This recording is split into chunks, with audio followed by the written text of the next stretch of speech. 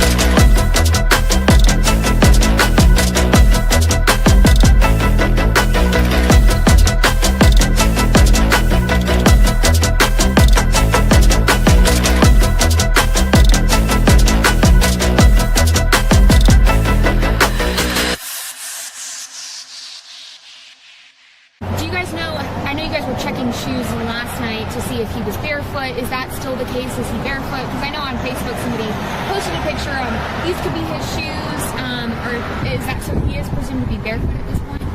What I can say is that his mom says all of his shoes are accounted for at the house. I'm not going to say that he's barefoot. All right. Allegedly! Hello everyone and welcome back to my channel. This is Lady Freedom here coming at you with another raw narrative. Here's a brief disclaimer for tonight's show. Let's watch. That's ignorant!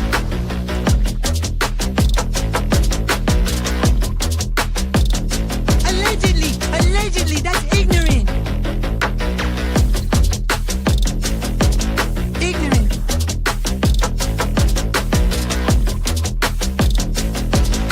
Judgment, Arthur. Chloe, you read my thoughts.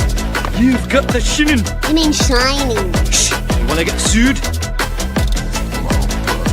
Judgment, Arthur. You just use that shin of yours to call me and I'll come a running. Sorry for what? But don't be reading my mind between 4 and 5. That's Willie's time. Hey, yo, father. I love him when he does that.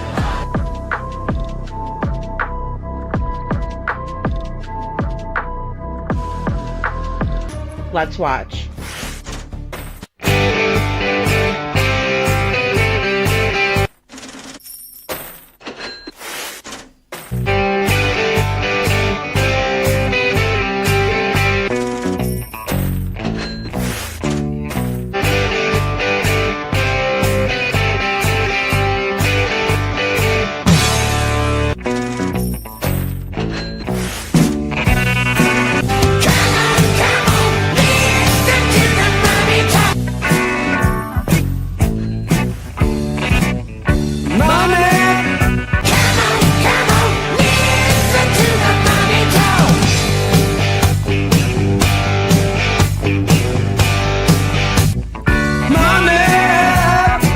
Don't get me back to good bullshit.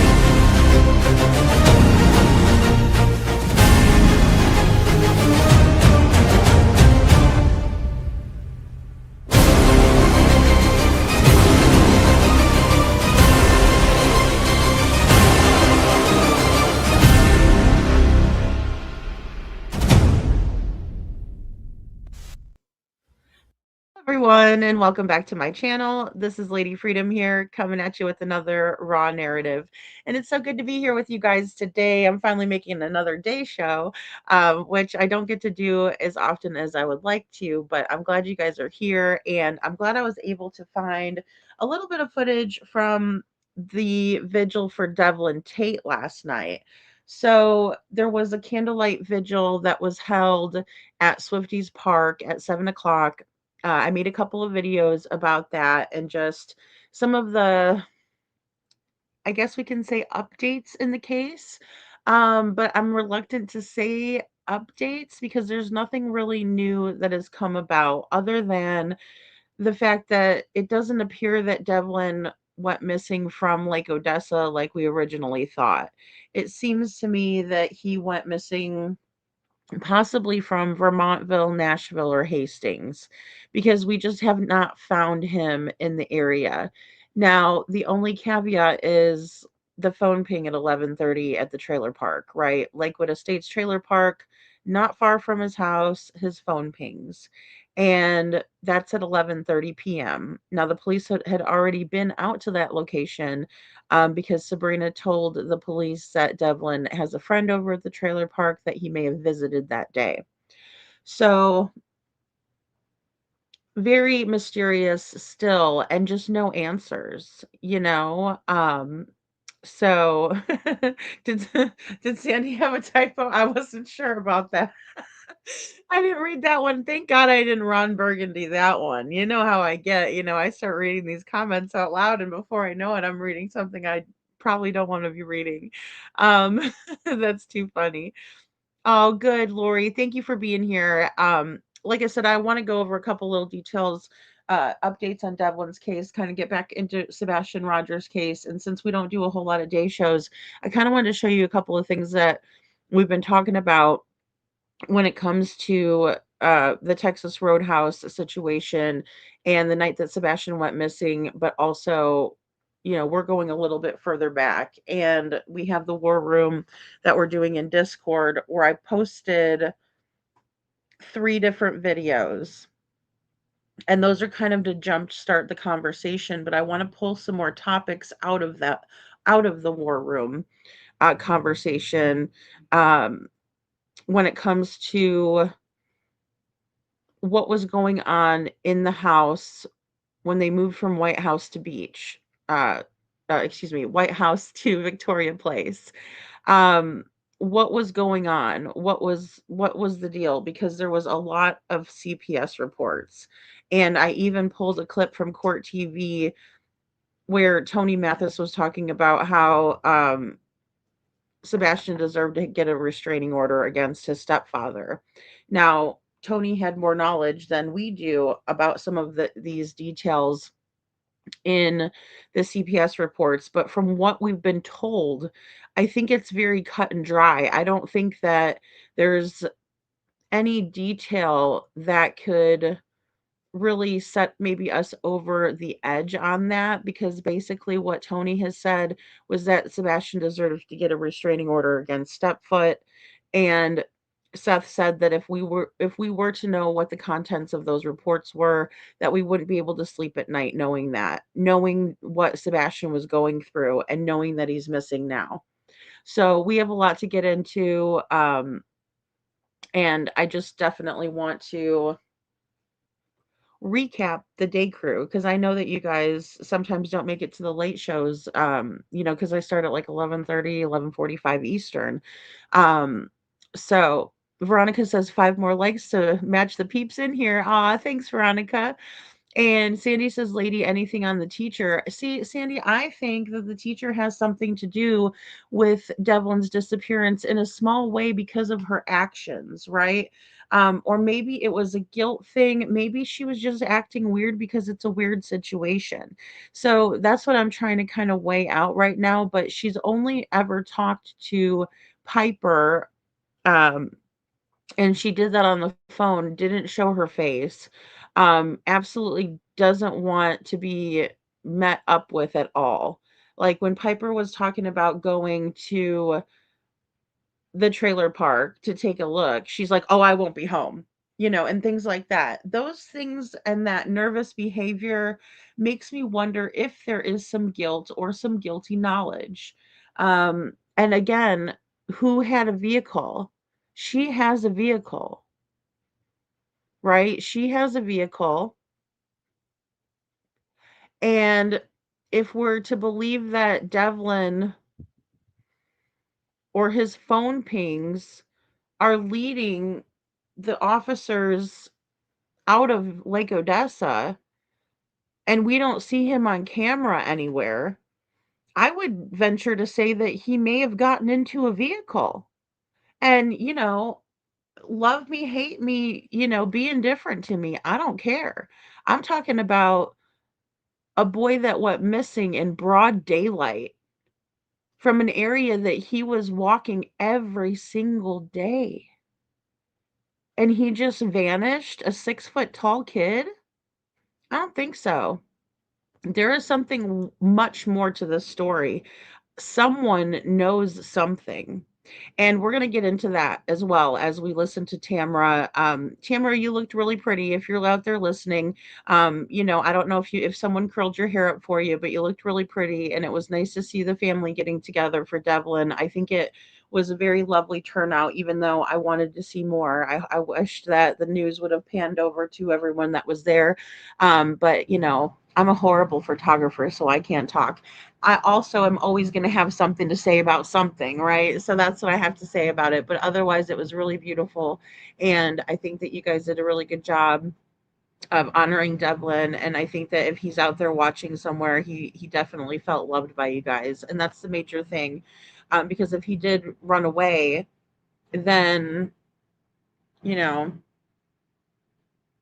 he's out there and he might be listening. So I hope he felt loved. And I know there was a lot going on beforehand, before he went missing with the family, but then also there was, some bullying going on. Hey, Deanna.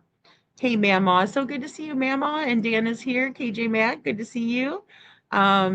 So, I'm glad I'm taking the edge off the laundry. I know laundry is like my least favorite one to do too. Well, I mean, housework in general is meh, but whatever. We got to do it. We got to do it.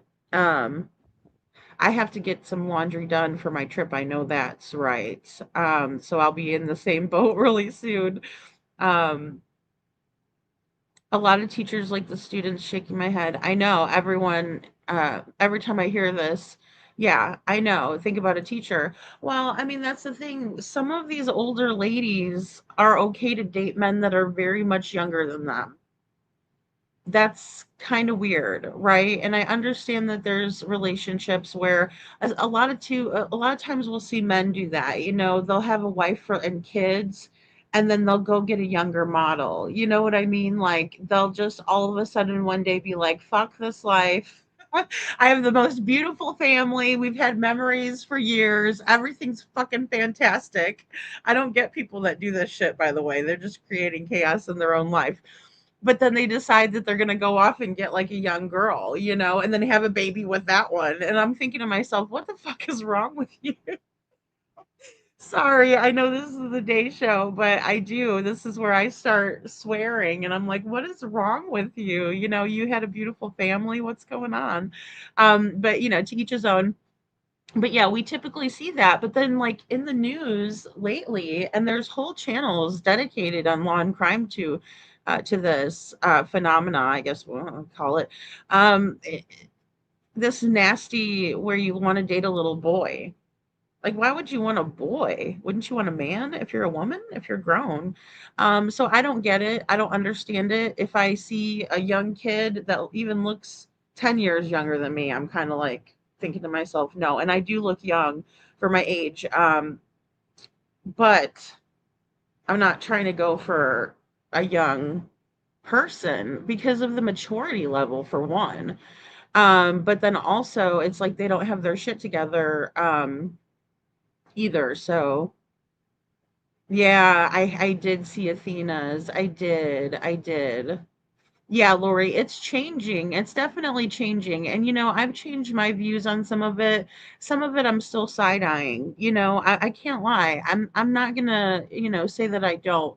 But I just think it's better to work together with everybody than to be oppositional with everybody. And, I want to kind of practice what I preach on that, because I know even in Sebastian's case, it's just been so difficult to get people to work together. Even people that are supposedly quote unquote on the same side, or they're claiming to be Sebastian's army, but they're not acting like they're part of it. It's weird. It's just very weird. But you just kind of again, it comes with maturity that you just kind of understand that everybody's going to do their thing to help, and whoever stumbles upon the answer, that's all we're looking for. So that's all that matters. And so that's where I'm at with Devlin's case. That's where I'm at with Sebastian's case. look, we can't lose sight of who it's about. It's about Devlin, it's about Sebastian, and really picking into the people who are responsible for his disappearance, not anybody else. It's not Veronica's fault. It's not my fault. Veronica, you're just the one on the screen. But you know what I'm saying? It's not your fault. So why would I pick on you? Because I don't think you had anything to do with it, right? If I did, I might be asking some questions. The same thing goes for me, right? But the thing is it's just in both cases, it's gotten to that point. We haven't seen it as much in Devlin's case because we're not on Facebook as much. But I've went and done research on Facebook and that sort of thing. Um, but I'd like to think that we're in a better position than we were. The only thing that is horrible now is that we don't know where Devlin is. He's still out there. Veronica says yes, there has to be. He wasn't working on the UFO stuff, so they can't blame it on that. That missing a scientist. Yeah, that is like such a crazy situation. I only look into some of it. Every now and then I'll click on a video that looks interesting that's pertaining to that. Um, but it just reminds me of like those old movies, like the Fire in the Sky movie, and it was just kind of creepy. And I'm like, I don't know if I like to be in the woods. Um, but yeah, I don't know. I think if there are aliens, they live in the ocean because that place is scary. Um, I love how, but not washing silverware. Oh yeah, yeah. KG says, I feel the laundry. I just pulled my sheet out of the dryer to put back on my bed so I can climb in past bedtime. Oh, I'm glad you're here, though, KJ. I hope you have a good sleep and rest sound. But yeah, that's the best part about the laundry is pulling it out of the dryer. Not only that, because it's like, done then, but then also it's like nice and warm and that sort of thing. So thanks, Chuchi. I needed that. It's daytime show, so I'm not saying it. We have to behave during the day sometimes, right, Sandy? I try. Sometimes it just comes flying out though, because I never understand that.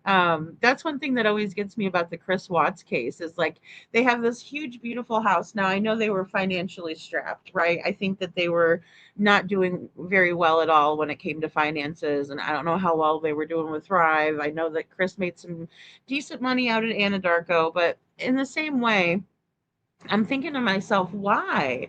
You have two beautiful little girls. You're about to have a little boy, your first boy, and you annihilate your entire family, right? But I mean, it's pretty much like annihilating your entire family when you go out and get a younger model and then have another baby. It's basically like you're just saying, I'm leaving this family for a new one. Thank God you don't take their life as brutally as Mr. Watts decided to do. Um, Aw, thank you. Thank you so much, Lori. Oh, I appreciate it. I try to stick to the facts. It's hard even with mainstream media, though. That's been something that I've learned since I've been on here and then covering the stories, how we cover them here and then how they're covering them on the news, because they're really bound to a lot of, bureaucratic BS and red tape and that sort of thing. But I mean, because even with Nick Barris and his coverage, and we've seen the way that he's kind of flip flop back and forth, and he brought us the lights video, but then he retracted things, and he's covered Sebastian's case speaking with Seth, but then he was really only speaking with Sheriff Craddock, which was weird. He never got an interview with Chris and Katie ever, right? Because Chris and Katie don't work with the same people that Seth does. And that in and of itself is weird, right? If we could probably do like a series on the absurd, the nonsensical, the bizarre pieces to Sebastian's case. Very bizarre to where it's like, yeah, we may have seen this once or twice, right? But it's just odd. So, but that's one of them. That's one of the things that I found to be odd. We even seen like in the news, right? Okay, so I want to make sure I get it right. But like say channel 4 and channel 2, it was like they were like butting heads. Like one was saying one thing, another was saying another thing. And they're local to the area. So that was like very confusing to me also. And I'm like, what the hell is actually going on? You know, because we see Holly Pollyanna Thompson and she's just, very strange, just very strange acting. And then you see, Caitlin Quisenberry, that little girl, I'm going to tell you what, um, she is out there pounding the pavement for Sebastian, always there to get the scoop on Sebastian from his father. The news crews that showed up out there um, for Sebastian and actually ran the story the way it should have been ran, in my opinion, they're still bound to the network and who they're working for and what they're going to be allowed to share. And so, again, I want to hear it all, but I know that that's a tall order. That's where they go. Also, from what I've seen, my footage from the Navy. Yeah, I mean, I'll tell you, I think that's a big piece to why they're able to pull this off. I just don't know that the Navy, um, I just don't think that they're gonna sport Navy wear when they're doing a crime like this. Like they have to be smarter than that. You don't survive, military if you don't have a little bit of brains. Oh, good. Oh, I'm so glad. Oh, KJ, that's great. Oh, yeah. It's so nice too when they're fresh sheets and they smell so good. I know. I know. So I'm gonna go ahead and play this. I put a little song with this. Then I made like a video montage of Devlin. I wish I could have put more pictures in there of, his friends and people that he knew around. Um, I really do. So, I know this isn't maybe the best video, but I wanted to put pictures of him when he was little, growing on up. Um, because Devlin Tait's family he was adopted into has been his family his whole entire life. His mom came into the picture when he turned 18 years old, but she was not there throughout his whole entire life. And in my opinion, when she came into his life, she didn't bring anything positive to the table. What she brought was a lot of negativity. And Devlin started also acting out to impress his mother, in my opinion, in the way that he wanted to make her accept him, um, because she's very rough around the edges. So, with that being said, I didn't add any pictures of his mom because of that, because this is uh, a vigil that was held for Devlin by his family that adopted him. And Tamara worked extremely hard on this.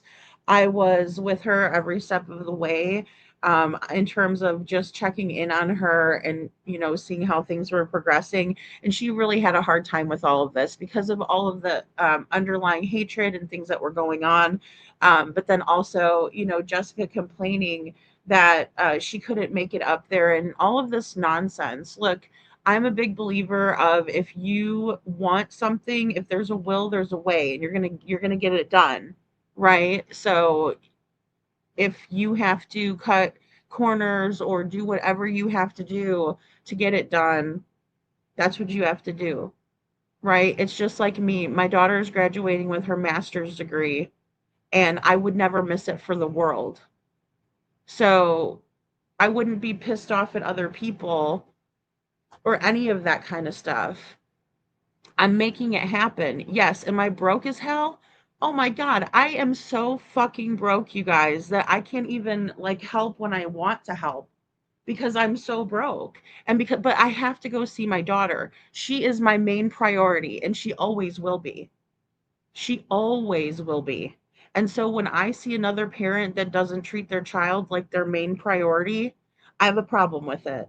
That's not a friend I like to associate with, because that's what I think is wrong with a lot of these adults that we have. They're still hurt children from growing up hurt, and so yeah, I mean, whatever I have to do, if I have to eat ramen noodles, you just do it. And I'm not saying, oh, I'm the best mom ever. I'm not. There's no perfect mom.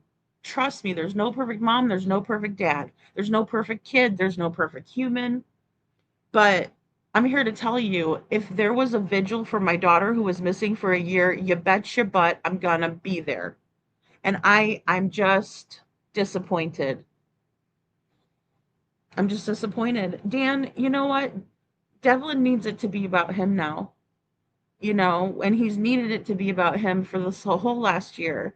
Lori, you know what I'm talking about, Lori, because I know you guys have kids, ma'am. I know you do too. And it's like you'll do anything for them, and you never want them to feel like something that they've accomplished is not being recognized, or, you hear these stories about, and or if you think about how when we were kids, if if I was up there doing a pageant or something, right, I was always looking for my mom because my mom was always there. You guys, she was always there. It didn't matter. I just always look out into the crowd. Where is she? We did our little cheerleading dance, for Christmas. Where's my mom? Where's she at? I know she's gonna be here somewhere. Dog ass tired from working all night. You know, a hard job, not an easy job. Managing a restaurant, serving. So yeah, and she was there every single time. It didn't matter. It didn't matter. She was right there. Hey Sam. So we need Devlin's mom to be there, and she wants to blame everybody and start an argument. That's on her, but he needs her. He needs her to be there. And these kind people did show up. So here's a little bit of a song in between of the news, and we'll pause it during the news.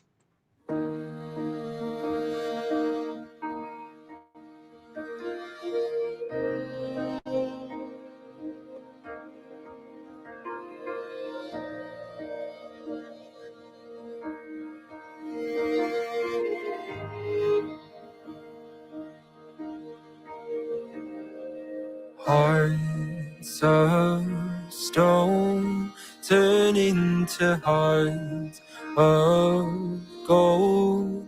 All of that bleeding turns into healing. Hearts that break turn into hearts of praise. All of that searching leads to eternity. Back to your arms, the place I call home. Back to your voice that calls me your own. Back to your path, the one where I won't walk alone.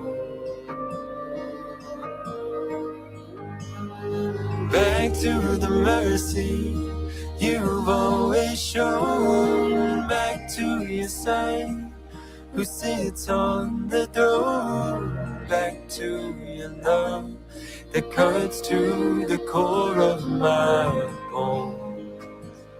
I won't stop returning to home.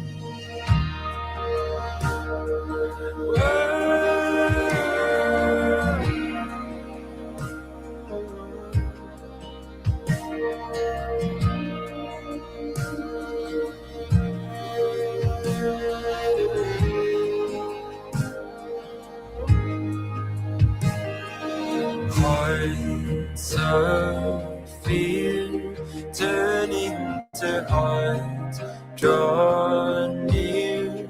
All of that wonder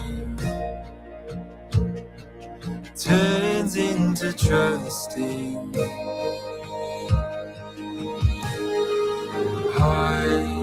sunshine turn into heart, made pure, all of that fleet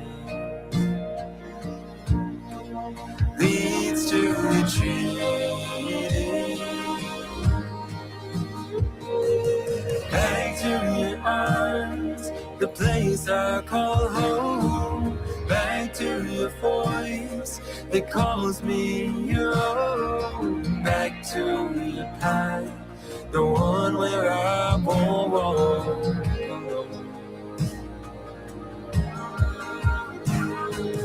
Back to the mercy you've always shown. Back to your son who sits on the throne. Back to your love that cuts to the core of my bone. I won't stop returning to home.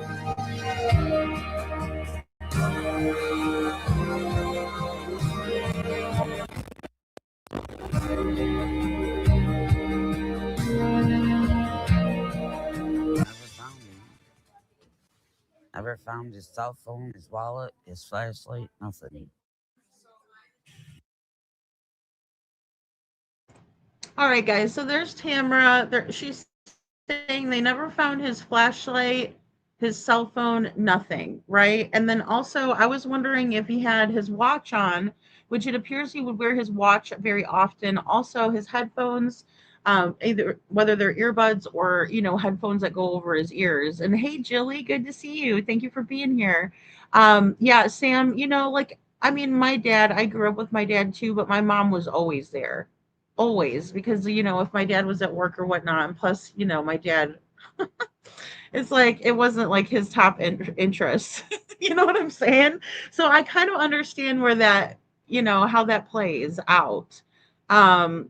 He's like, I'm paying the bills, and but my mom was like always there for us. So yeah, it's just different. And it's they always make it about money, right? Like, or I shouldn't say they, I'm gonna say Jessica Peckham. Jessica always makes it about money. It's like, well, then you need to be saving up for that, right? Or you need to be putting money up, or whatever you have to do. Whatever, sell your couch.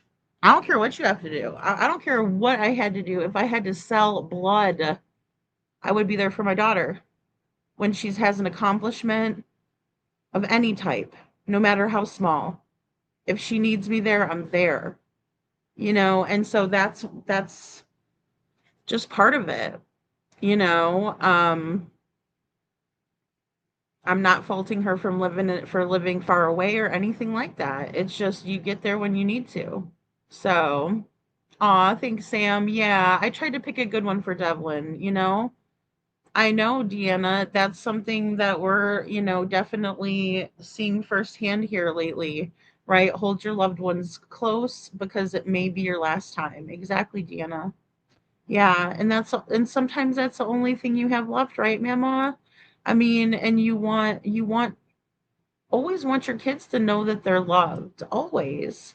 You never want them to second guess it. You never want to be gone yourself and have your children ever wonder, was I loved by my mom? Was I loved by my dad? Was I loved by my caregivers, right?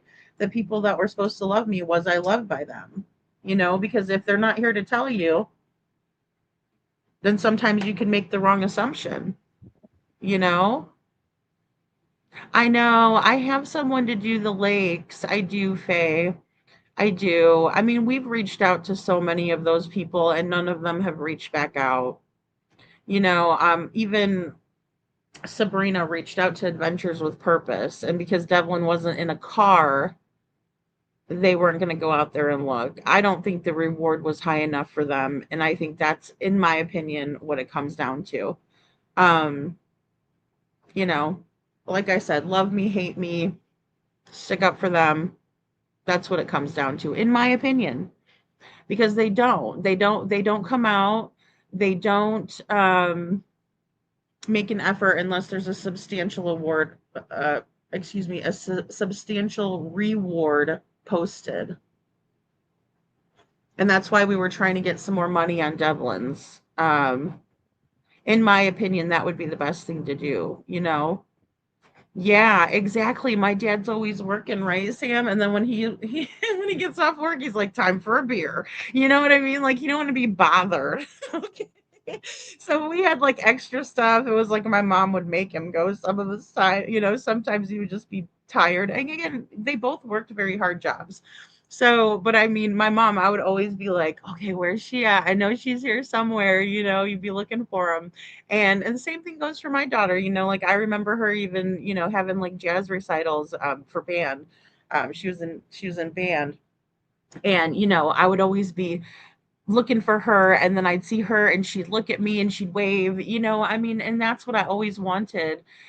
One time I got off late from work, and I remember my idiot ex-husband, he was like, "I didn't see your mom there." And I was just in the back. I didn't go to the seat because they had just started and I didn't want to like make a commotion. And so I stood in the back, and she was really upset that like I missed the performance, and I said I didn't miss it. I was right here. I just came in late.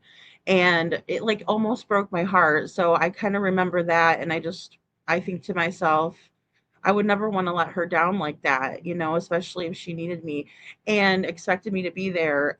When we think about Sebastian Rogers' case, he received that honorary award when Katie and Chris were in the bike shop with Chris, you know, and Katie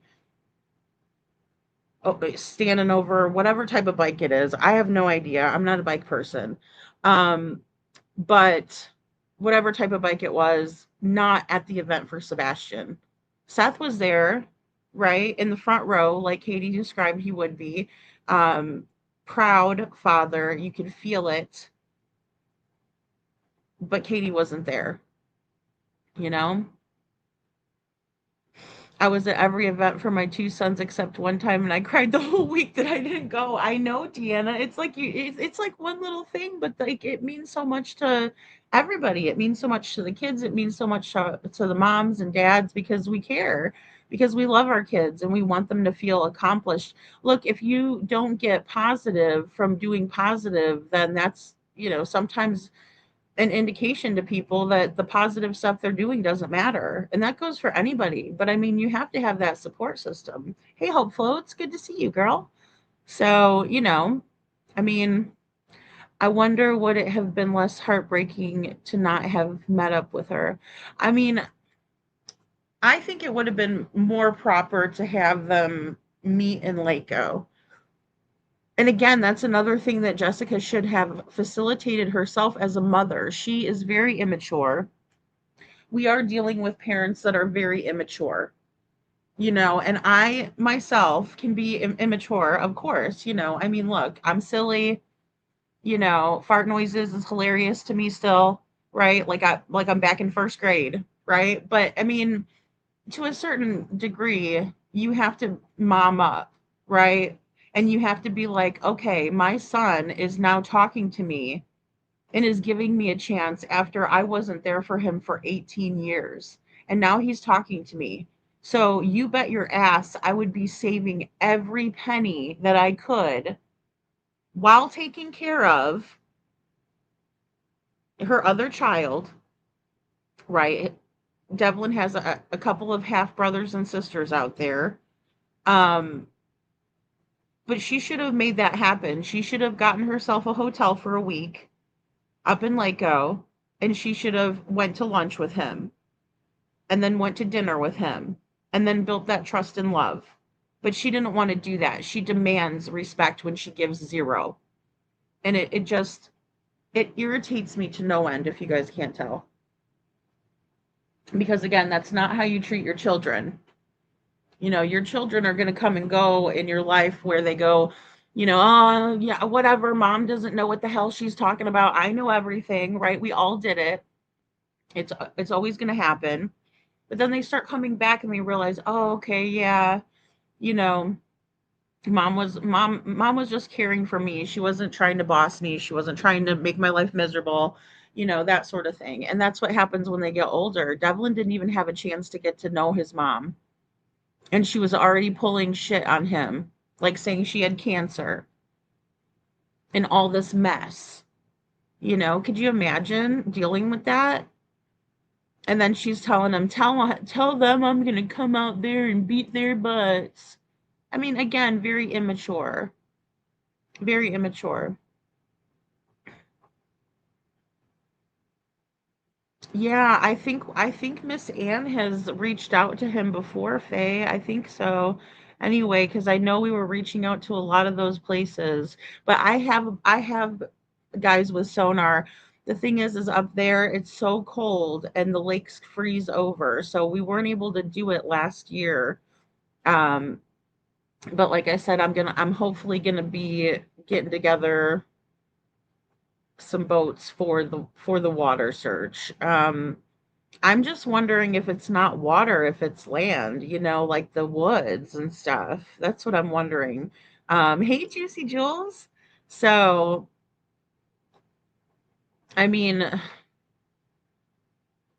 I'm not raising any puppies at my age, Karen. I don't understand that. That's what I'm saying. Like, I'm not trying to look for a young guy to have a baby with at this age. You know, like I said, my daughter, she's, done 2 rounds of college, and I'm like, oh, thank God, where's your grandbabies? Okay, that's what I'm focused on, not all in due time, of course, but not ever, starting it all over again myself. And gee whiz, I couldn't even send my kids to school these days with everything that goes on there.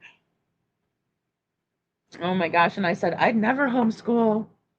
The kids don't get to meet each other or have any socialization. And here I am years later thinking, well, it doesn't sound half bad when there's, all these horrible things happening.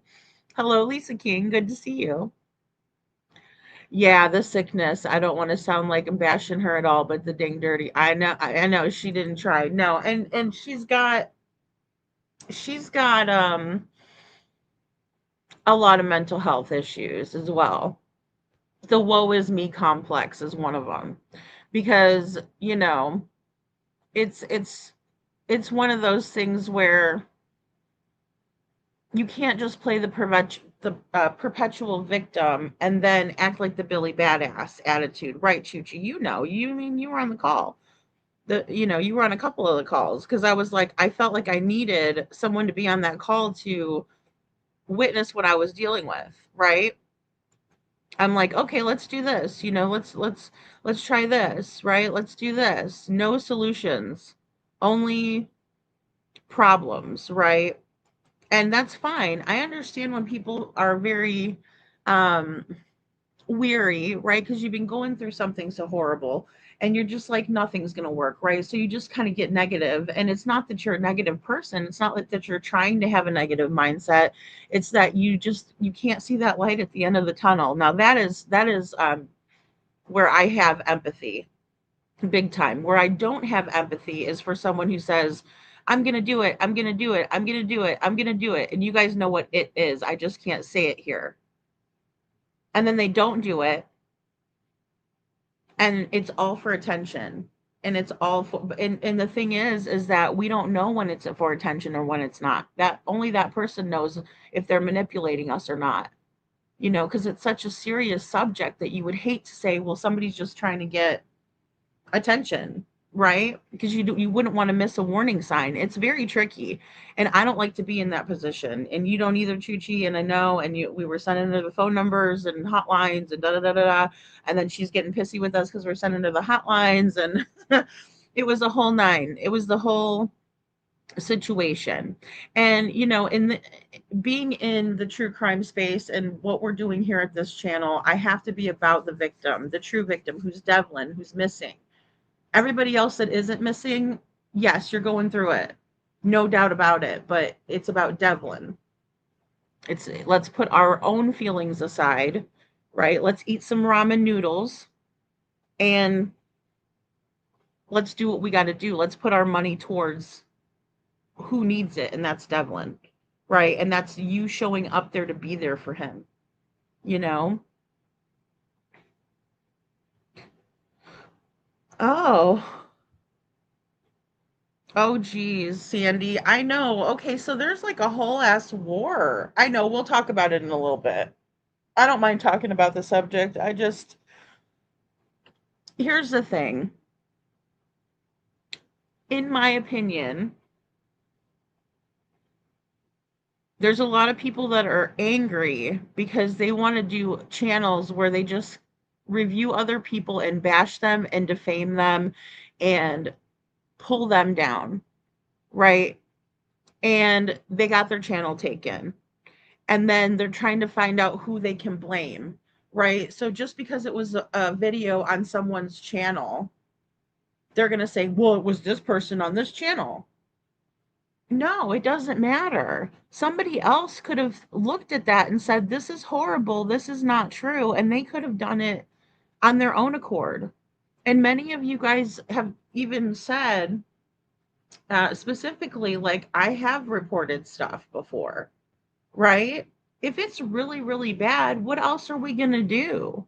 And then YouTube will take an evaluation and look over all of it. Sometimes they get it wrong. There's plenty of times they do. But no, I think they really need to look within.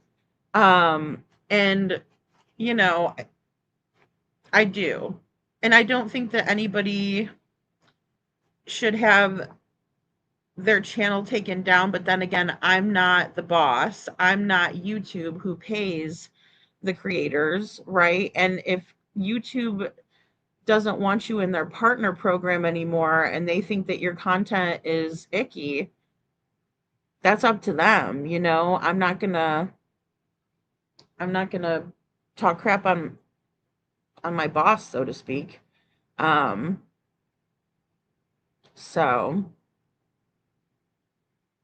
I know, Faye, I'm like that too. Nothing could stop me. I would be there.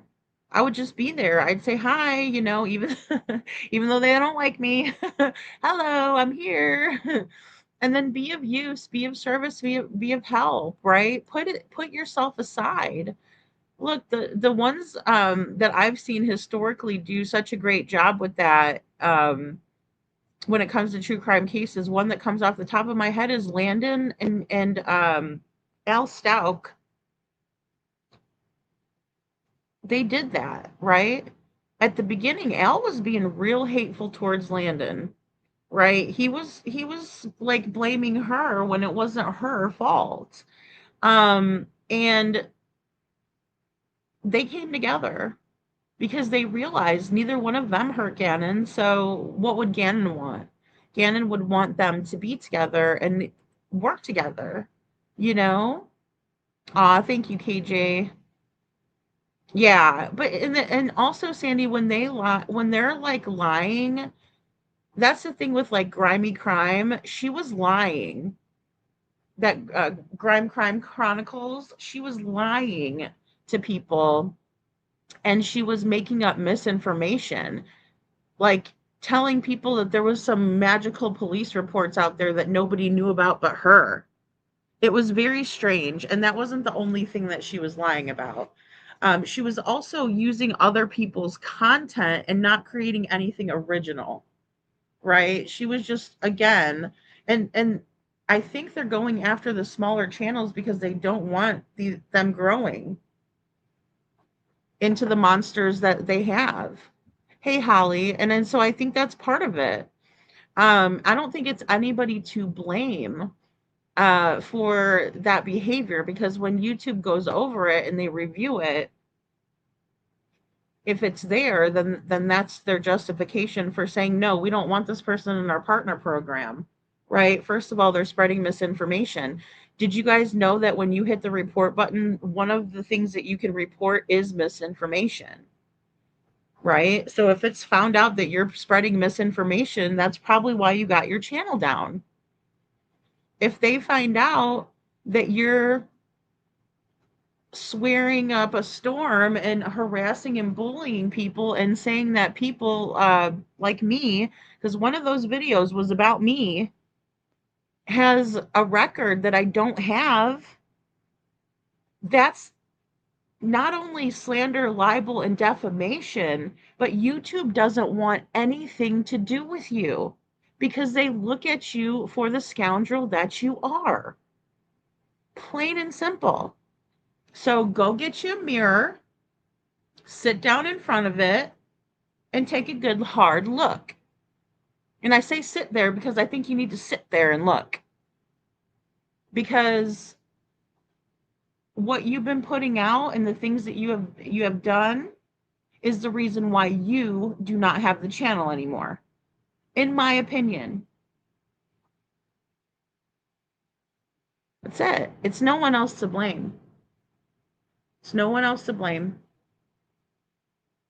That's it, KJ. It's the KJ says, I would imagine that the excessive name calling accompanied with the foul language will eventually come to roost. Yeah. I mean, they don't really like it if we swear a whole lot. I think some of it is all right.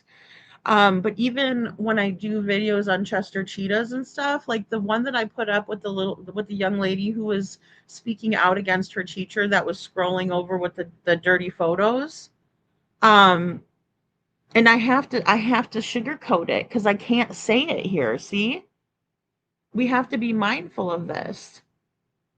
But this is the sad part about it. Is that this little girl is telling her story, and when I'm retelling it or I'm putting up her saying her story, YouTube did flag that because of the content. Right? So that again was my fault. That was me. I should not have put that up there, right? I should have changed it around a little bit. I should have bleeped out some words. And, that's what they want us to do. But what they did was say that the advertisers aren't going to want to advertise me anymore, right, for that video, which is fine.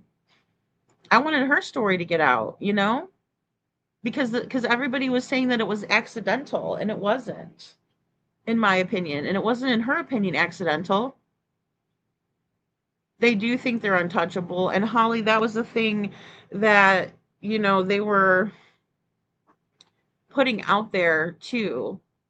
Like, oh, I'm just the biggest, baddest one. I'm the most horrible. Don't mess with me, or, you're gonna regret it, da da da, whatever. I mean, not exact words. I'm just paraphrasing, or, from what I perceived for them to be saying.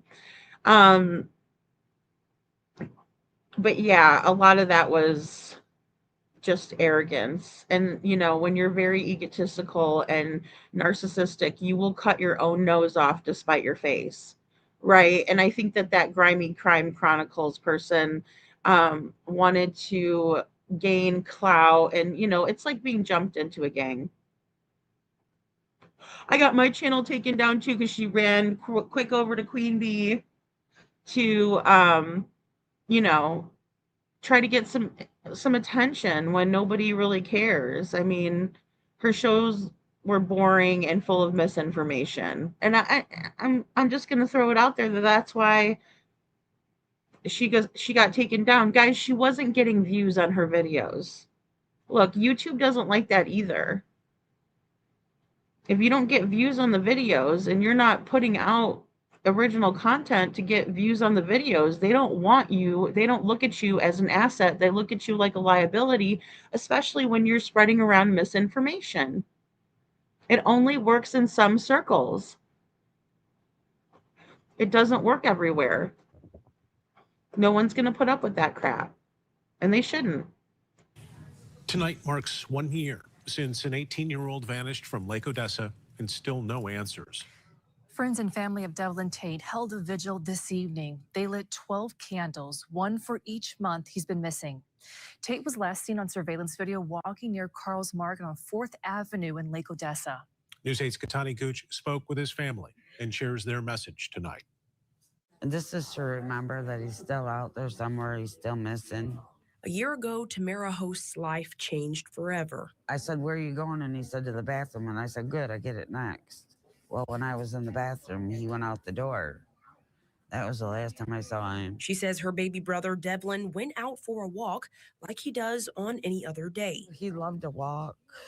He walked wherever he went. But that day, Devlin never came home. It's been hell ever since. Tait was last seen on surveillance video walking near Carl's Market on 4th Avenue. But in the year since his disappearance, there's been no sign of him. Never found him.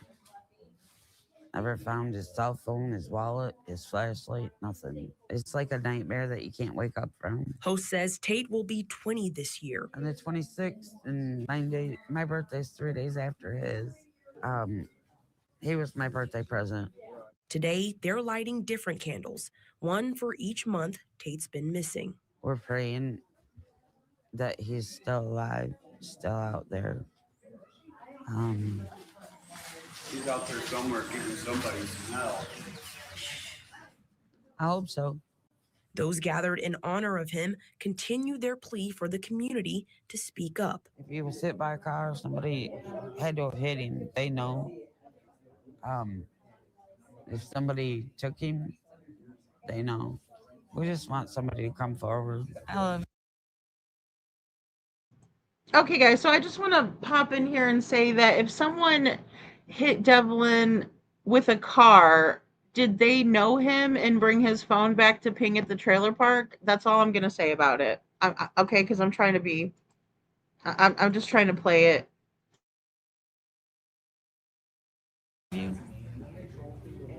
I wish you'd come home.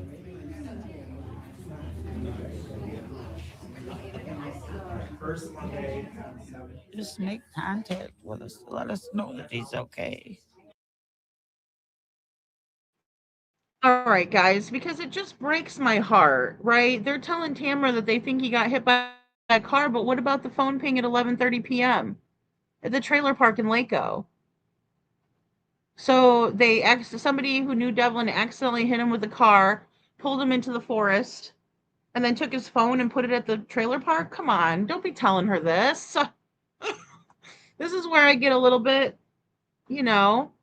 it's that phone ping, Sam. That's where I get a little bit frustrated with this stuff with law enforcement. I'm trying not to be, right? Because I'm glad that this turned out well, and I don't want to put negativity on it. But I'm just speaking the truth when I say that is absurd and impossible and improbable. Because some random person hitting Devlin is not going to have the wherewithal nor the knowledge of where he hangs out to go ping his phone over there at the trailer park. Let's just be real. There's a difference between being hateful and truthful. And right now I'm not being hateful, I'm being truthful. So Holly, I'm not trying to bash law enforcement either, Hey, Commander Alpha Turkey. I'm not. It's just like, come on though, let's think it out. Let's play our theories all the way through. Katani Gooch, News 8.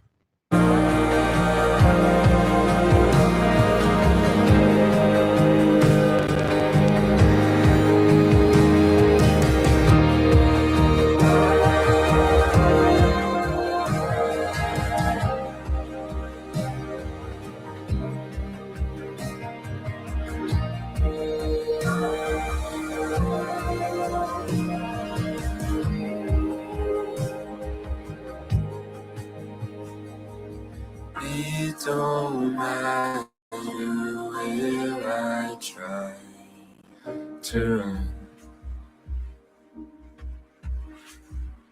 You come bring me right back to your love. It don't matter where I try to run.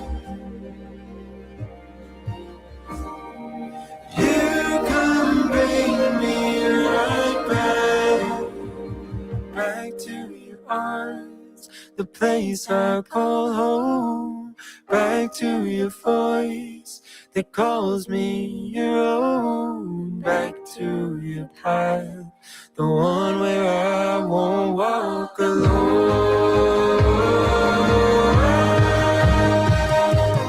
Back to the mercy you've always shown, back to your sign who sits on the door, back to your love that cuts to the core of my bones. I won't stop returning to home.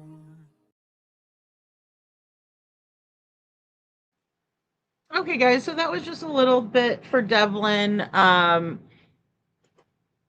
his story, because they had the candlelight vigil yesterday, and it was the 1 year anniversary, Lisa. So, Mr. and Mrs. E and J also covered Devlin's case. So let me move myself over a little bit here. Um, so yeah, so that's Devlin Tate. He went missing from Lake Odessa. Again, I'm just not sure that it was exactly in Lake Odessa. I'm just not sure. Um, so, and maybe it did happen there, Veronica. Yeah, yeah. I know. As far as I know, Faye, he won't take a polygraph. He's not one of the ones that volunteered to take it. The ones that volunteered to take it, to the best of my knowledge, was Tamra, Sabrina, and Will, rest his soul. Right? He's not here anymore. He was taken by a drunk driver. So, I mean, but Matt was never one of the ones that volunteered a poly ever. And to me, that raises a lot of questions as to why. So it could be, because of his past, or it could be because he has involvement.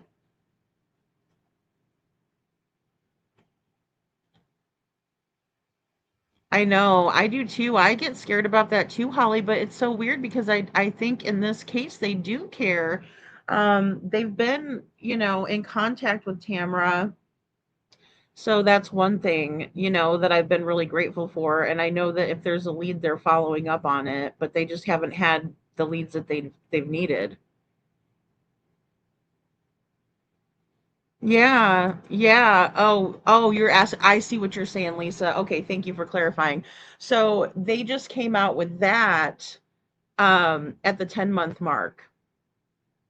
And I had been hearing through the grapevine little bits like that. Like, oh, they think maybe he got hit by a car, or what if he just got hit by a car?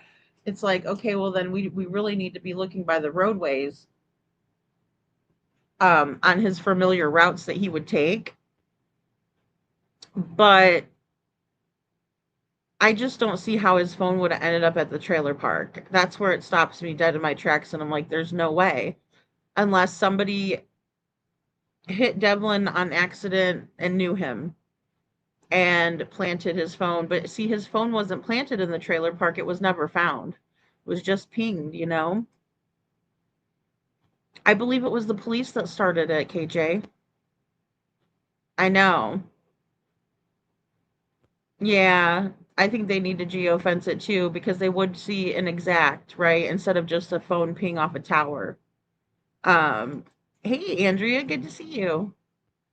So, I mean, I'm wondering about him being kidnapped as well, or relocated because they wanted to keep him safe, but then again, he hasn't surfaced. Yeah, I mean, I think they're trying to figure it out too, Sam. She says, I think that the car theory is just one of the local things, or excuse me, logical things they can wrap their mind around. Yeah. Yeah. See, and Sandra's phone was a landline, so Devlin was calling into a landline. I don't know how they can check those. I mean, except for the records. Um, so yeah. I wish he had been missing a year. Did not just hear about Devlin being hit by a car. Yeah, oh yeah, exactly. No, I know. That's something new. It is new, Lisa, or newer, that they've been kind of talking, because what the last time the Ionia County Sheriff's Office had the undersheriff come up and speak, and he is the one that said they're 50-50, either foul play or accident. And when they're talking about an accident, they're thinking it could have been him being, struck by a vehicle. Um, I know, and it's just weird with the phone. I know, Faye. He's suspicious to me as well. Well, and the thing is that Matt doesn't have the best track record with Devlin either. or the family. And there were some things that were even said whenever Will passed away that were just, even if we just look at it on the surface, were very insensitive and inappropriate. So I don't know if he just doesn't know how to be appropriate, or if, he likes to be mean to other people and see their reactions. Some people are just like that. They love to stir the shit pot, and they love to upset everyone, and then they watch, as people react, because that's what they're searching for, is that reaction, in my opinion. So, hey Kylie, good to see you. Oh, excuse me, I had to mute my mic because I had to sneeze. All right, guys, so I want to switch gears over to Sebastian Rogers a little bit here. But before we do that, we'll continue the conversation with, here, we'll just do this one. We'll do the be kind. Be kind to each other. Be good to each other, right? Life's too short. So here we go. There's our background for that.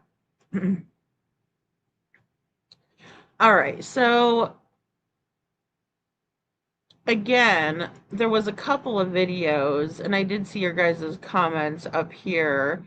I just didn't want to pop them up on the screen when we were watching Devlin.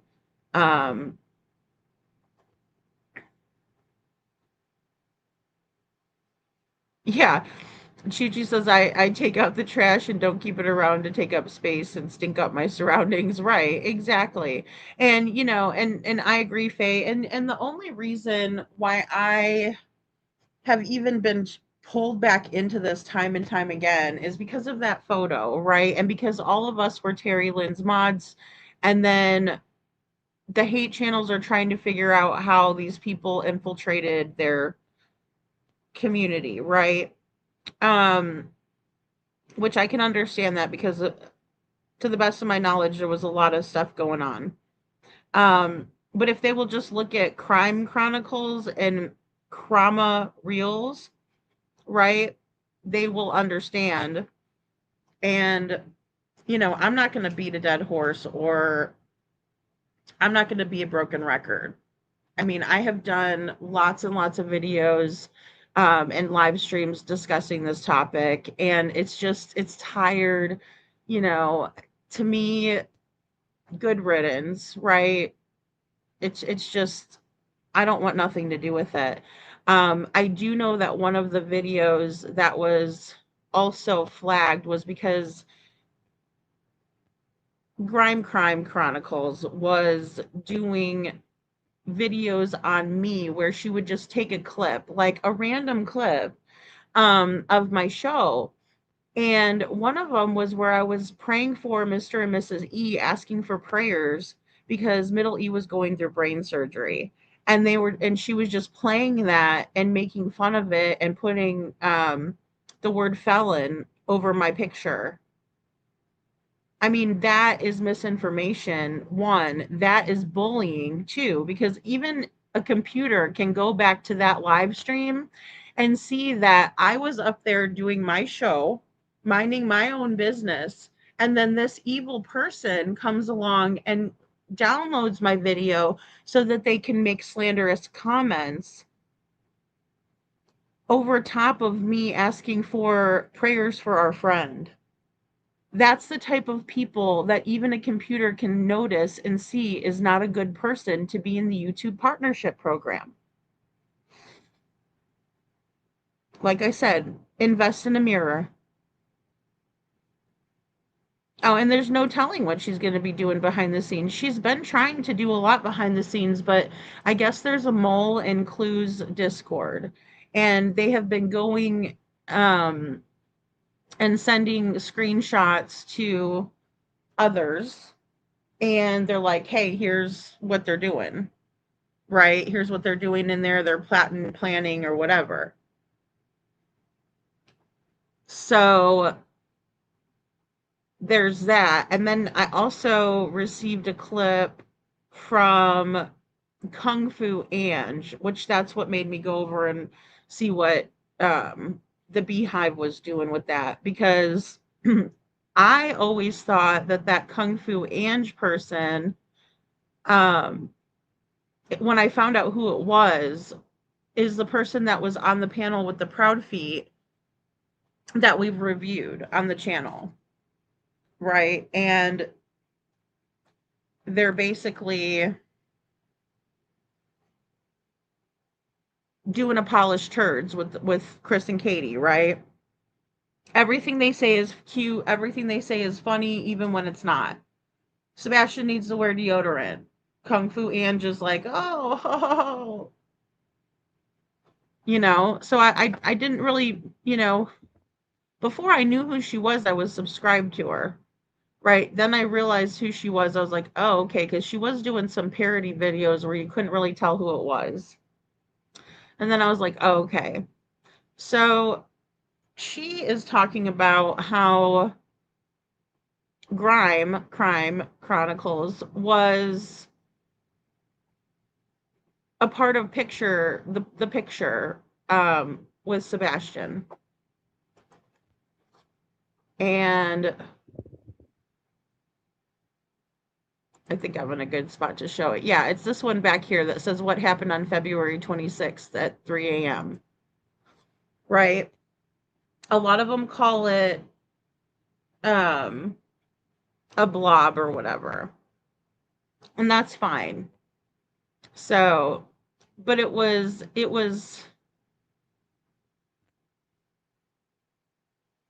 in the beginning started with Minnie, who is Chroma Reels, right? And then Grace's Gavel, who is Grace, right? And she also had a couple of other channels, right? But she kind of likes to do her dirt behind the scenes because she's a coward. And she's the one that would get up on Queen Bees and like cry and whine the whole time she's up there, you know. Very, very sad soul. But she still likes to do the dirt, see? So you have the two of them, who was Gracie and Crime Chronicles, because you guys know them now as Crime Chronicle, or excuse me, you know them now as Chroma Reels. So they were trying to get me to go in with them, and I've said this a billion fucking times. I'm almost sick and tired of it. They wanted me to go in with them for Canva and these different systems where you can make AI videos. Well, you guys know me. I used to do videos, but as soon as I started going live, I would go live and show myself every single night. You know, until shit started getting really friggin' weird for me. And it was like, do I really want to like share every single thing with my audience? Because it's getting really friggin' weird. I got single white females. I got people just ripping apart what I look like, being hateful because of my Hispanic heritage, and the whole 9 yards. So, you know, I've chose a lot lately to do the avatar, and it's not the only reason, but it just works better that way.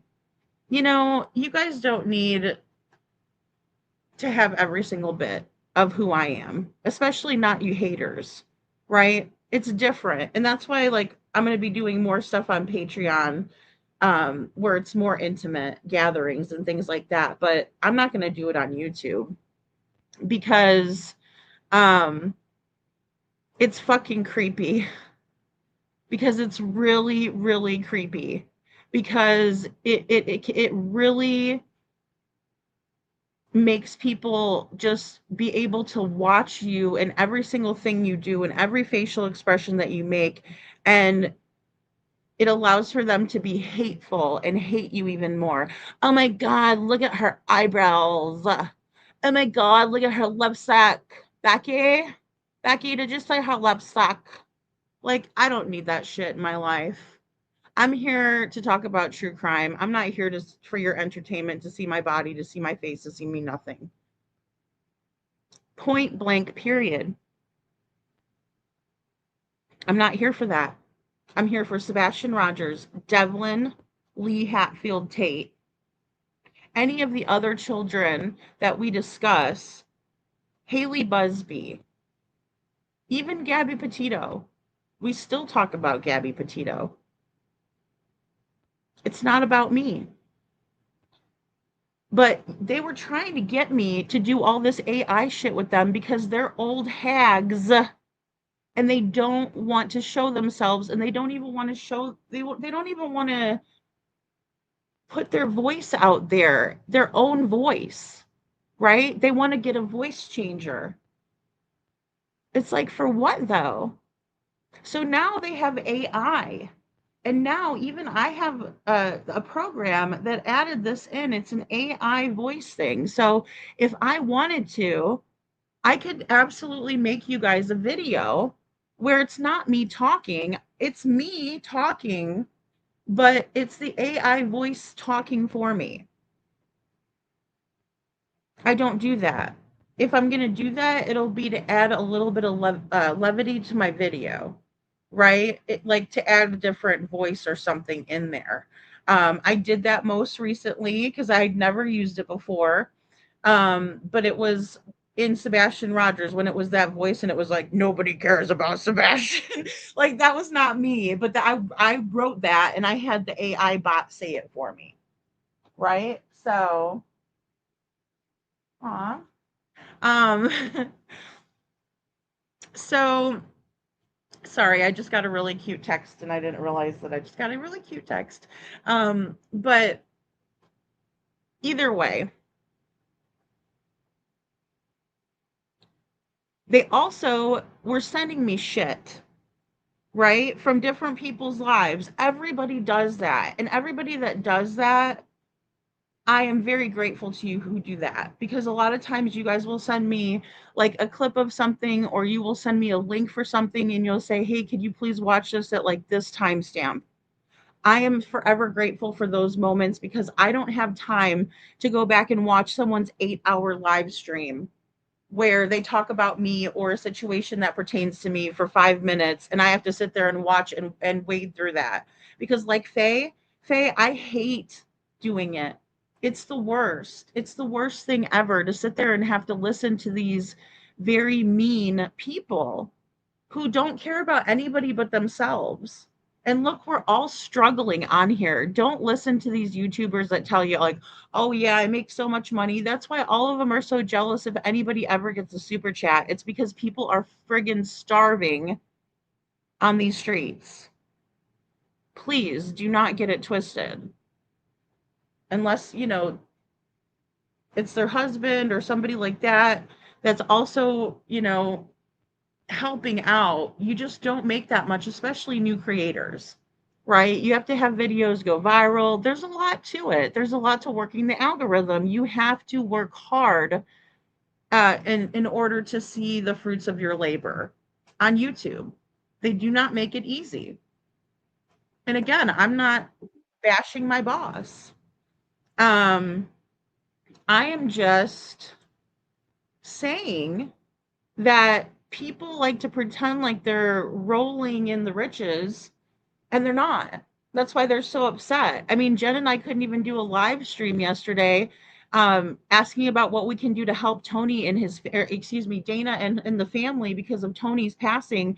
And we had a troll coming in there telling us we were scamming. And I'm like, but we're talking about a meal train that goes directly to the family. So no money would ever pass through my hands. And that's what I was hoping for. I'm hoping for a link that we can drop in here and you guys can give money when you guys want to. And then I can give money when I get back from my trip because I'd like to do something for Dana when it's her birthday time because that works better for me. Right? Oh, Veronica, it was this little tippy tap the, W tap the rotisserie chicken. Yeah, tippy tap was the name. It was tips. No, I'm sorry, it wasn't with an S. It was tip 6603. And they were all over the streets yesterday. I saw them in like a bunch of comments. And I'm like, oh, there you go. We knew you were a troll. right? So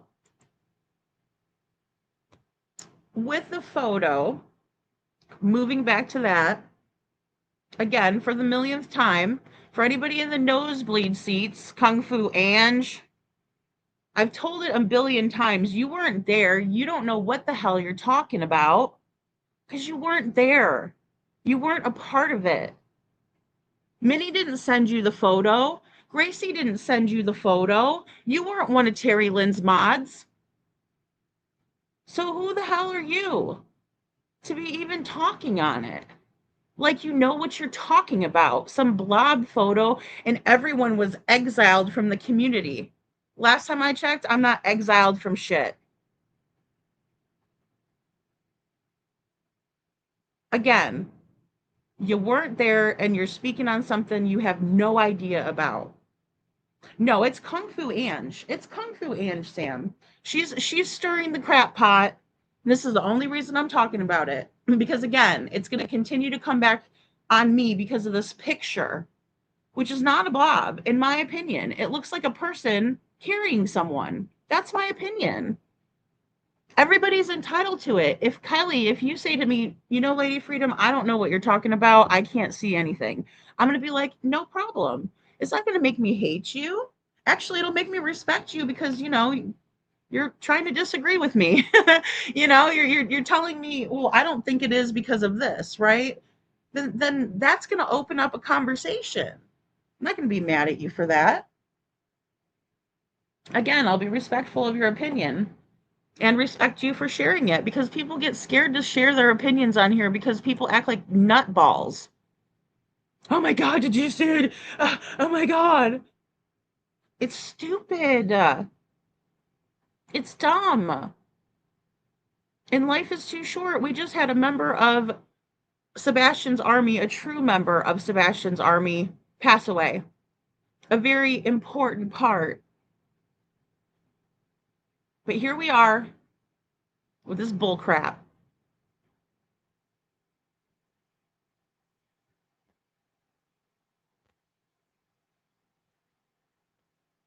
I know, Kylie, and that's another thing. The people that are running with Mob Crew because he doesn't know how to take a joke, because he doesn't know how to take constructive criticism, and because he had been dishonest about the footage that they took it with Silvers. They were dishonest with it. And then he came out and was honest with it. He said, yeah, we couldn't do it because the houses were there. Well, that's all. It's not a big deal. But then now he's just been, you know, onto something else and what happened to the cemetery stuff. You know, Kylie says, Lady, I couldn't believe it yesterday, but something made me Google who is KP's mom. It's not Frances Rosenbaum, but I got attacked in Mob Crew chat for saying Google it, and I Googled it 10 times just saying, I think we have the right person. I will say that, Kylie, but you shouldn't be, I mean, attacked. I understand. I understand. And it's ugly and uncalled for. Come on. But no, this is her, Frances Rosenbaum. As far as I know, this is her. You know, and does she look like the Green Hoodie? Yeah. Does Chris's you know, family member that passed from cancer look like her? Yeah, she does, kinda. Does Tex look like her? Yeah, she does, kinda. You know, don't come for me, Tex. Chill out, man. I thought we had a little bit of a understanding since I did write, you know, you're wrong with your little teaching degree shit. Hang on. I'm just saying it looks like a lot of people, guys. It looks like Conan. It looks like Conan O'Brien, doesn't it? And if you disagree, I swear to God. No, I'm just kidding. Of course not. So here's the thing. But then all of a sudden, what really bothered me about it, and I didn't say anything about it, Holly, and I didn't say anything about it, was because I wasn't trying to bust anybody out or do an aha moment or anything. But it's always when people want me to review Mob Crew and then they don't like what I have to say about it because I have to respectfully disagree.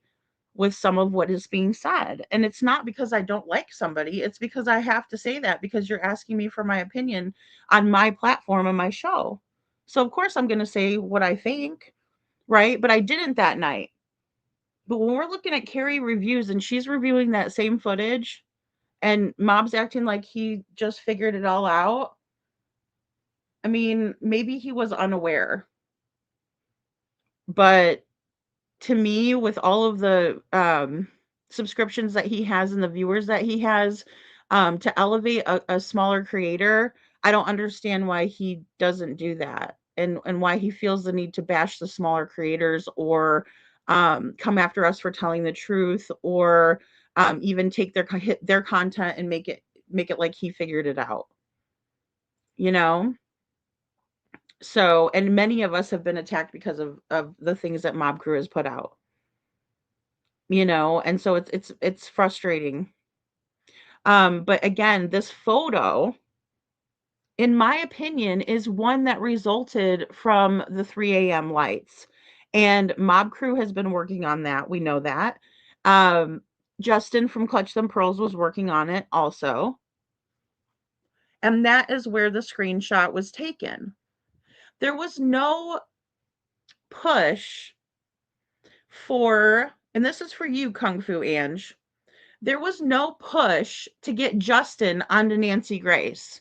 Sorry, no offense, Justin. I love you, Justin. But I wasn't trying to push Justin onto Nancy Grace ever. I didn't even really know where the photo came from. And when I asked Gracie, she lied to me. I said, where'd this come from? You know, by the way, before I started to even mess with it. And she's like, oh, I saw it on X. And so I went to X because I didn't trust her because I had caught her in other lies. And I went over to X and it wasn't on there. And so I said, Gracie, it's not on X. Where did you get it? And she told me Justin's. And I knew it because you could see the background of Justin's computer on the original photo that was sent to me by both Chroma Reels and Gracie. Right? So that's when Gracie said, I'm going to go to bed. I don't want to deal with this, right? And then I started working with the photo. And then I was sending it over to another mod of mine, Star, who I was working with on a couple of different things. One of them was Crystal McCrory Jones's case. And so with that being said, I was like, what do you see? With her living all the way over in California and I live in Florida, right? We were having to communicate. So when she outlined the image that you see on the screen, that was her trying to show me what she was seeing. And so when I posted this photo originally, I just put, and it's still in my original post is still up. I said, what do you see? Are you seeing what I'm seeing? What do you see? And I labeled it in order for people to see what I was seeing so they can tell me what they think they see. Right? And I showed different variations of the photo. And then I also made a video that made it onto Nancy Grace that you're talking about, Kung Fu Ange.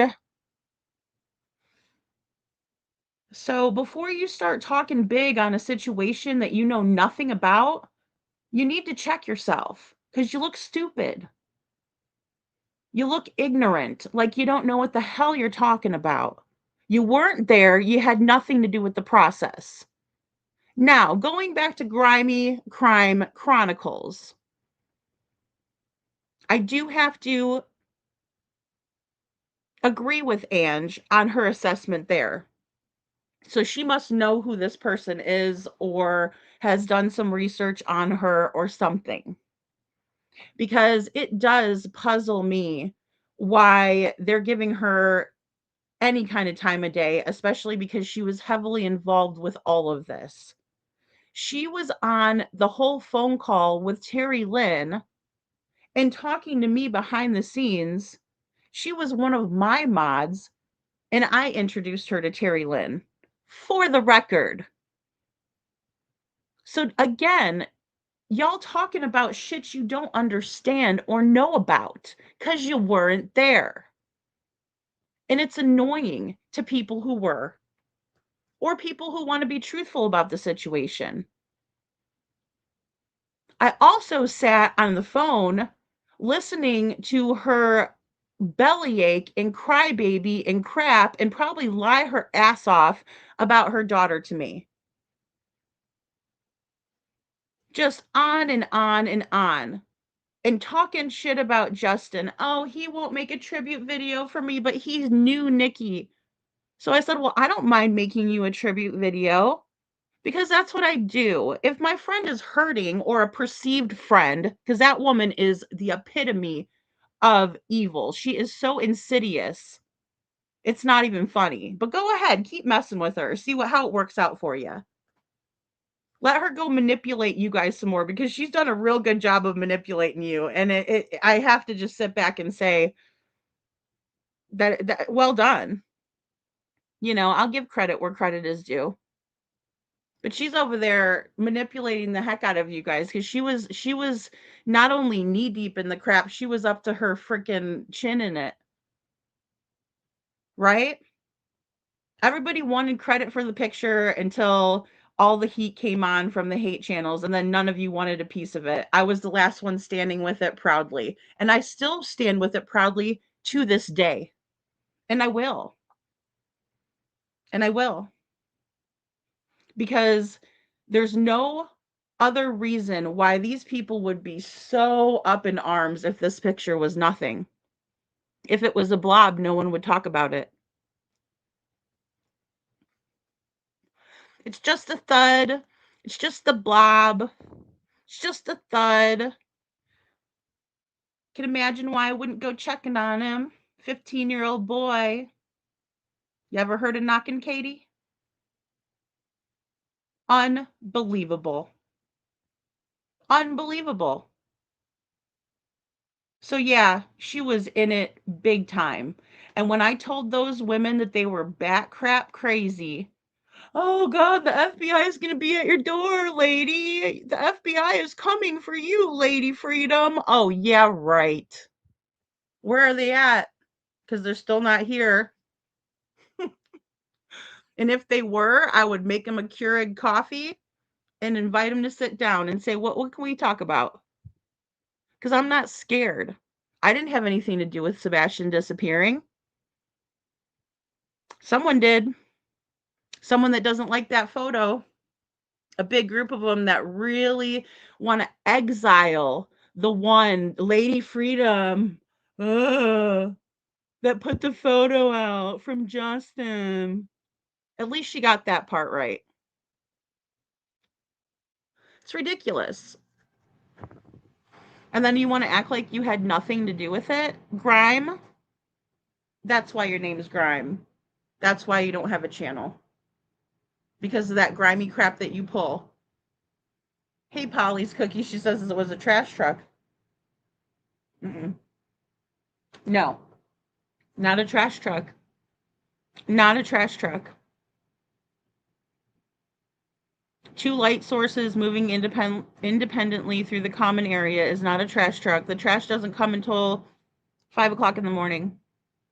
5:30 in the morning. Right, Grimy Chronicles? You know that because you were on the phone with Terry Lynn when we went by and checked it. Funny how Terry Lynn's fine to drive around the neighborhood and nobody says nothing to her. Awfully funny. Because we drove in that neighborhood. We drove in the one next to it all night. Well, hello, Shauna. So good to see you. Hey, girl. Thank you for becoming a member. Hells yeah. Welcome to the Dragon Tribe. So, Naruto run. Yeah, okay. I know. Here's the thing.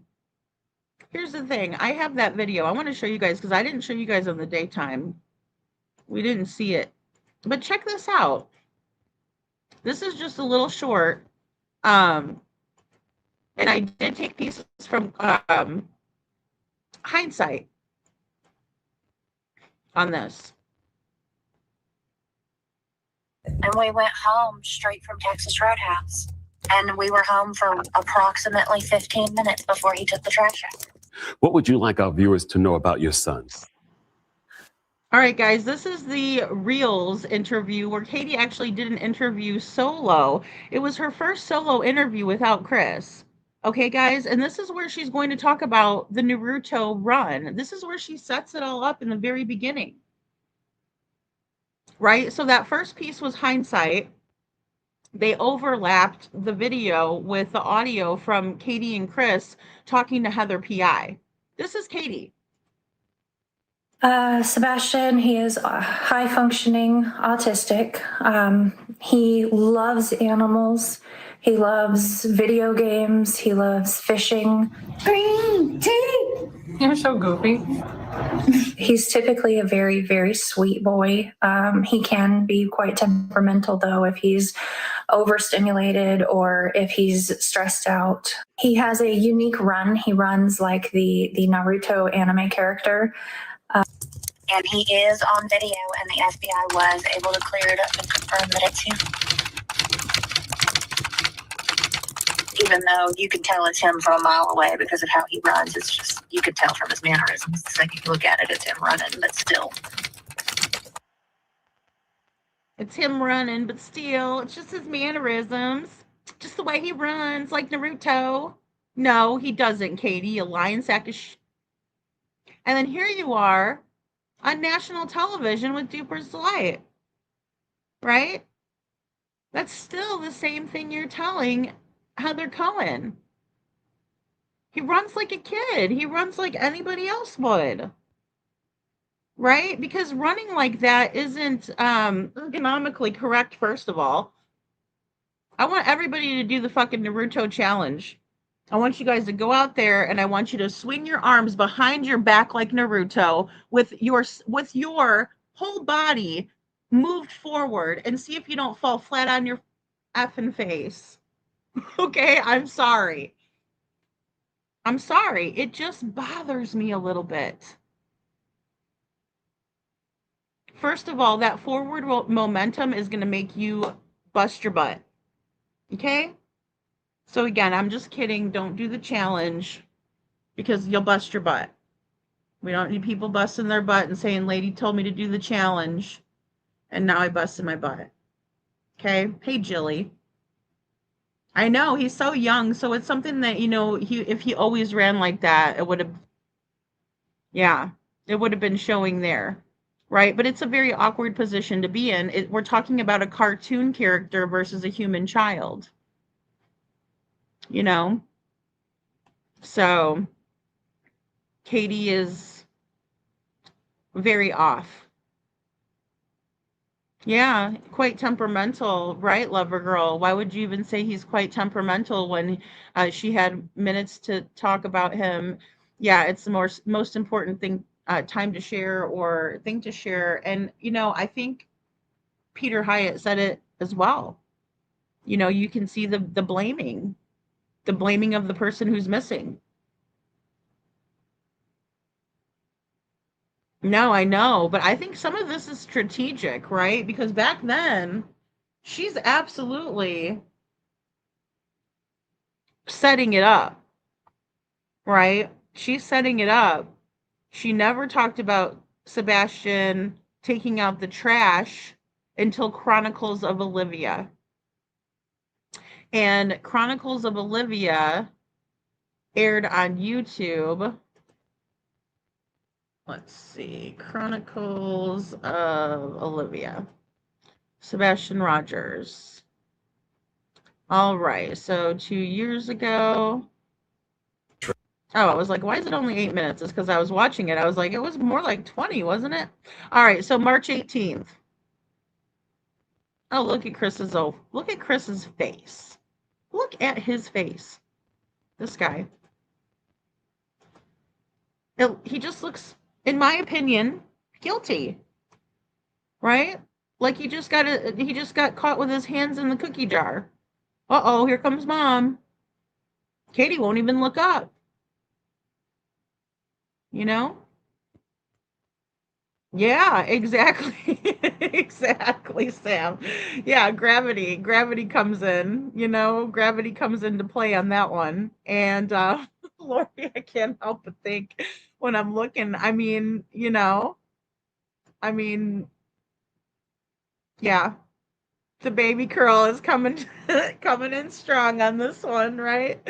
Oh my goodness. Chris in that curl, and I don't know. And then he also had the mullet in the back that we can't really see as well in this interview. But I will say that with that being right afterwards, Katie had to have been setting it up. So at that time period, it does appear that Katie was talking about Sebastian running because she wanted to set that alibi. She needed to set that alibi that Sebastian made at home and he took the trash out because he takes the trash to the end of the curb, right? He takes the trash to the end of the curb. So while we're here, I think it was in the beginning. I had looked through the house for him because it was typical for him to get up and come. Choice words were used. The feelings that you were feeling. To censor myself. Holy freaking crap, this can't be happening. Where is my kid? Choice words were used. Like, where the F is he? I had looked through the house for him because it was typical for him to get up. Walk through that day. Here we go. I think Sunday, the day before he went missing. We got up and, fun fact, I made breakfast that morning. We had a good time. We were laughing. We were joking. He talked to family on the phone during breakfast to brag. We went and picked up our niece. Yeah, I got a call and asked if I could go and pick her up, and I did. And so we went and did that. We went to BJ's. Had a good time there. He ate a colossal popcorn. Came home to put groceries away because we bought snacks because, he's 15 and snacks. All right, guys. So she says that they came back home to put groceries away because of snacks, and he's 15 and snacks and snacks. She's so ridiculous. Fun fact: I made breakfast. We went to the bowling alley, and then from there we went to dinner. Came home. He took out the trash because that's his chore. He takes the can to the end of the. You see Chris's face here? You see Chris's face? He's staring off into the distance. He's looking upwards, recalling, and then he's shaking his head to confirm. See that? Just pay attention to Chris real quick, guys, not Katie. Listen to what Katie's saying, and then watch Chris. He took out the trash because that's his chore. He takes the can to the end of the driveway. About 9. He's also blinking. And when we talk about the blink rate, right, when we're studying body language, the blink rate is always something to key in on. And he's sitting there blinking like he's trying to get attention or something because he's just blinking. 9 o'clock. Told him to go to bed. Another blink. There's another blink. He's come out of his room where he was playing. He said, and he's moving his mouth, right? He's moving his mouth. He's moving his body around like he can't stand to sit there and just shut up for a second. All right. All right. Good night, Mama. Good night, puppies. Love you. All right. Again, he just looks like he was recalling. I'm going to go to bed. He took out the trash because that's his chore. He takes the can to the end of the driveway. All right, so again, I need to slow jam that part. I'll probably pull that in, make a video, and slow jam that part out because, especially looking at Chris and looking at his body language in this moment, I think it speaks volumes. His eyes got really big when she talks about Sebastian taking out the trash because, again, as their story is being fact checked and checked out, it's not adding up. And you can tell the moments where they're very nervous. Very nervous. Katie won't even look up. Came home to put groceries away because we bought snacks because, he's 15 and snacks. We went to the bowling alley. And then from there, we went to dinner. Came You see him roll his eyes. home. He took out the trash. Watch Chris. That's his chore. He takes the can to the end of the driveway. About 9 o'clock, told him to go to bed. And he's come out of his room where he was playing. And he said, "All right, good night, Mama. Good night, puppies. Love you." And went to bed. All right, Mama. Good night. Love you, puppies. Love you, Mama. Love you, puppies. No love back. Not even a hug. Yeah, he's running in that video. That's hard. Yeah, Laura, exactly. The more movement we have, the more pixelation we're going to have in the video. Yeah, he's blinking. He is a blinking away. His eyes are getting real big, then he's blinking, then he's rolling them up, recalling, thinking. He's getting nervous in his seat. Totally scripted, Holly. This was our big indication that everything was scripted.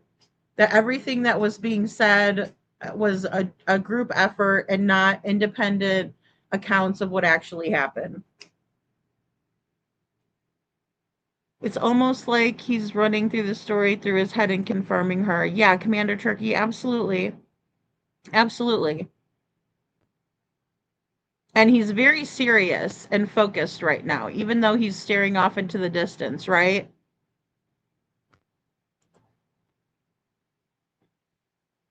Yeah, I think he's nervous as hell that she's going to spill the beans, Lisa. I do. KJ says, I see that too, Commander Turkey. Lady Freedom, can you drop the link to this vid? Yeah, sure thing. Sure thing. Yeah, Olivia does a great job. I really enjoy her content. Here we go. This is someone who really works hard. But yeah, so this is very interesting. Here, as it pertains to the running. But I do think that at this time, Katie is setting it up because she knows that the trash can video exists. She knows that at some point, the trash can video is going to come out, right? And she also knows at some point that she was spotted driving around the neighborhood and driving up to the school.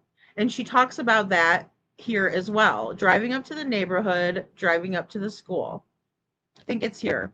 I picked up the phone and I called my husband and I said, I can't find him. And he said, what do you mean? I said, he's not in this effing house. I can't find our son. And I jumped in my car and I drove around the neighborhood and I drove over by the school and he's already, at this point I was hysterical and I was crying, I was screaming. And he was like, Oh, and I also want to point out that Katie adds this detail about being hysterical. And the reason why, in my opinion, was because she was asked that by a real reporter who was actually, again, a big indication, even though Chris and Katie didn't show their selves, they only showed their hands. We could see what the reporter was thinking. It was written all over her face. Caitlin Miller, right? And she was told by Chris and Katie that they were far too emotional to do a TV interview, so they could only show their hands. And so that's what she did. But many times when they would pan away from sausage hands and fingers, you would see Caitlin's expressions on her face, and she wasn't buying it, guys. She was like, this is ridiculous, right? You could just see it in her face. And so, with that being said, it tells us a lot. But she was asking, were you hysterical? And now Katie's saying, and at that point, I was hysterical. She was never hysterical before this moment. She was never a lot of things before the Chronicles of Olivia interview. She wasn't talking about the trash. She wasn't talking about any of that. Lovergirl says, I've always thought it's so weird that they never said she loves him, that she loves him too, or anything about her reply. Yeah, the whole story was suspicious, and I don't think those last words happened. I don't think so either, Lovergirl. I think that was fluff. I think that was all, polishing a turd, so to speak. And the reason being is because Katie's not being completely honest here, because if she was, then there would have been something that was said back, right? It would have been more conversational, in my opinion. But there's other reasons why I think that, and that's one thing that Katie always would stick to in her story. Good night, mama. Good night, puppies. I told him to go to bed. He did, KJ Max says in some interviews he will nod his head on the key points, important moments to hit accurately. Absolutely. Yeah, because again, I do believe he's sitting there thinking, she better get it right. I hope she says this. I hope she does, I hope she doesn't screw it up, because Katie starts getting into that little thing where, I'll let him stay up a little later than usual. That's just how he runs. He's got very big, very pronounced mannerisms, and she just gets too much into her lie and her story, and she thinks she's fooling people, and she's not. She has got to be one of the worst liars I've ever seen. None of us are good at it, by the way. I'm not a good liar. None of us are. We think we are. At the time, we think we're doing good, but we're not. Nobody's a good liar. We're hardwired to tell the truth. Our brains are hardwired to tell the truth. And so that's why it's so difficult. That's why you see these slips. That's why you see people get caught up.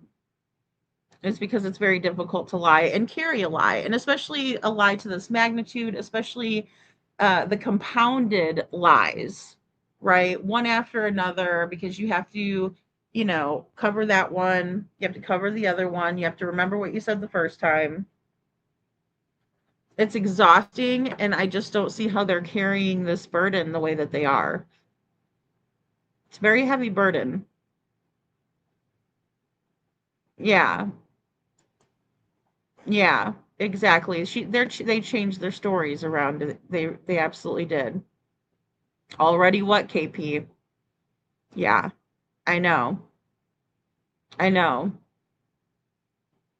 Yeah, sandwich, that's right. The frequent use of truthful qualifiers like honestly and to be fair are linguistic markers that are often used to mask deception by overcompensating for the lack of factual sincerity. Yeah, absolutely. And they say contractions and things like that are also used when people are being honest rather than dishonest people using both words, right? Like did not or versus didn't. Didn't seems to be more honest than did not, right? It's like thou dost protest too much, milady. My stepfoot. uh, old ye stepfoot. Body language won't agree with the lies coming out of their mouth. Exactly. And it doesn't connect to the facial muscles or any of that, right? It just doesn't. Yeah, well said, KJ Mac. Yeah, they're both so bad. Well, Chris, this is the thing with Chris and his narcissism. In my opinion, he thinks that he's a better liar than Katie. Well, I can do it better. I know music better. And sit down, woman. That sort of thing. And it's like, but really, he's digging them a deeper hole, in my opinion. It's not helpful. It's really not helpful. Gina, hello from Shekel Island. Good to see you, Gina. All right, let's watch a little bit more of this because this is good. Three-wayed.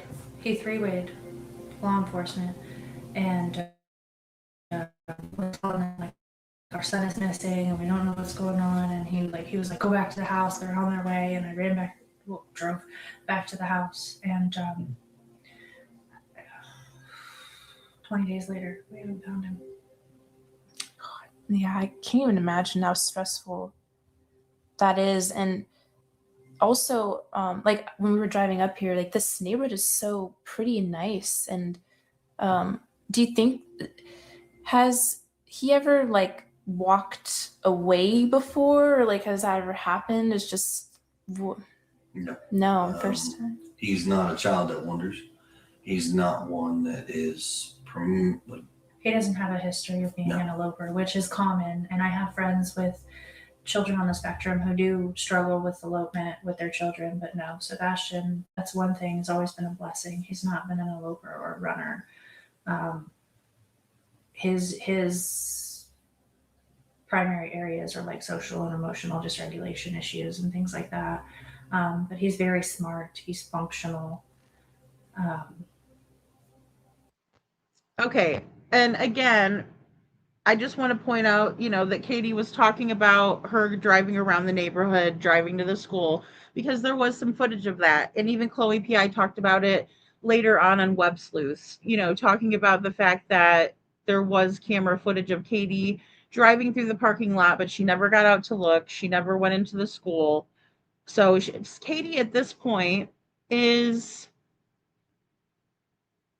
in my opinion, trying to build the story about the trash, then talking about the Naruto run, when in reality, Sebastian doesn't run like that. No one could really possibly run like that without falling and busting their butt. And KJ Maxx says, three-way, we three-wayed, right? And she does the three-wayed, and she actually does it out on the table, tapping it out. He's a runner, but he didn't run away. Exactly. Yeah, there goes the runaway theory. Can't operate under that assumption anymore, can we? So here we go. I just want to play this last part about Sebastian. Because I think they were look at Chris. Okay, I'm sorry.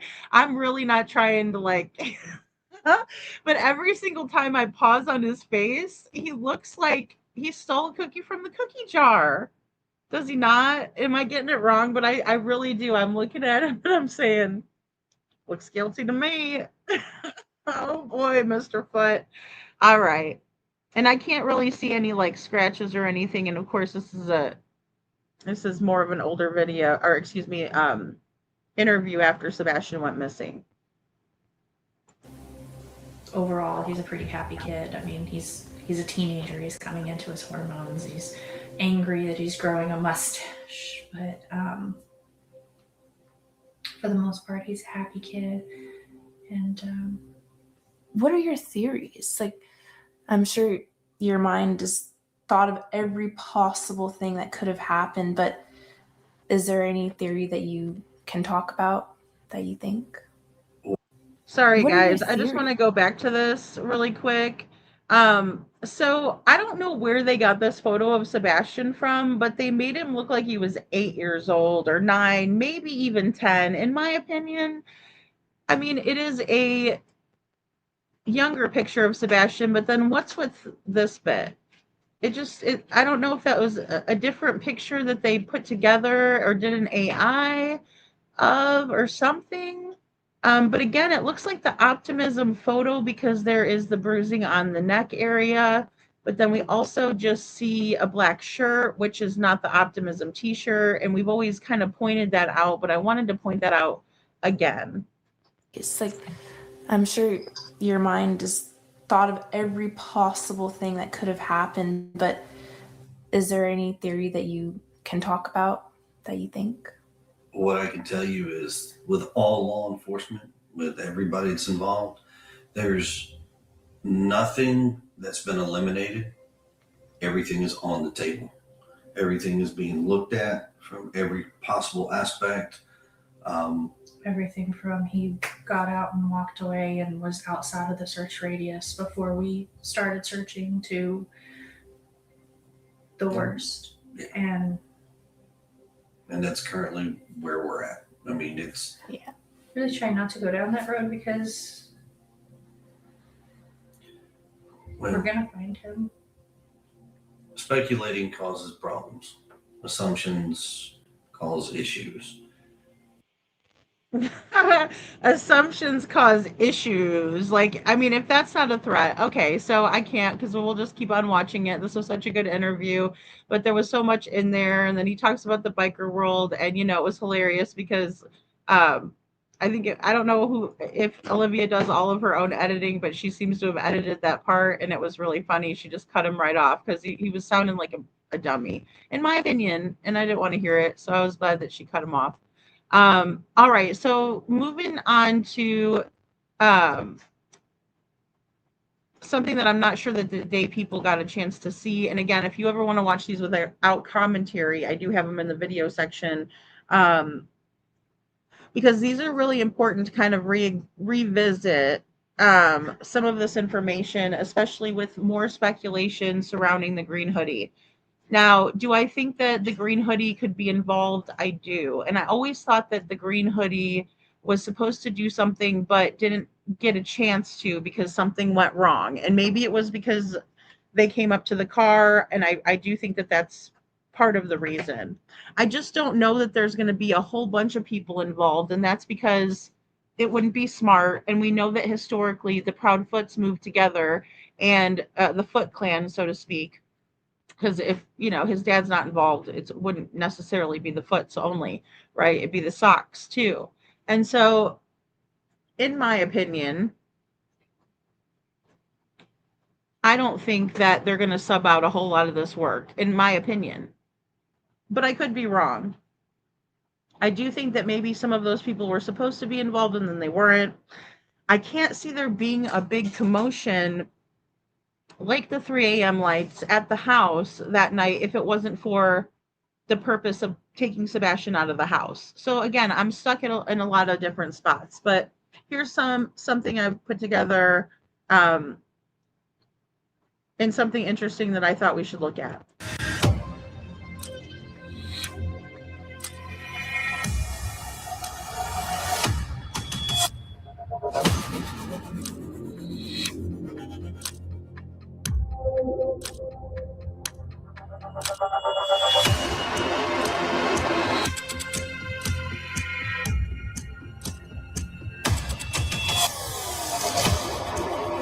It is of no evidentiary value. Can you tell me what those lights are? No. Sebastian and I leave BJ's.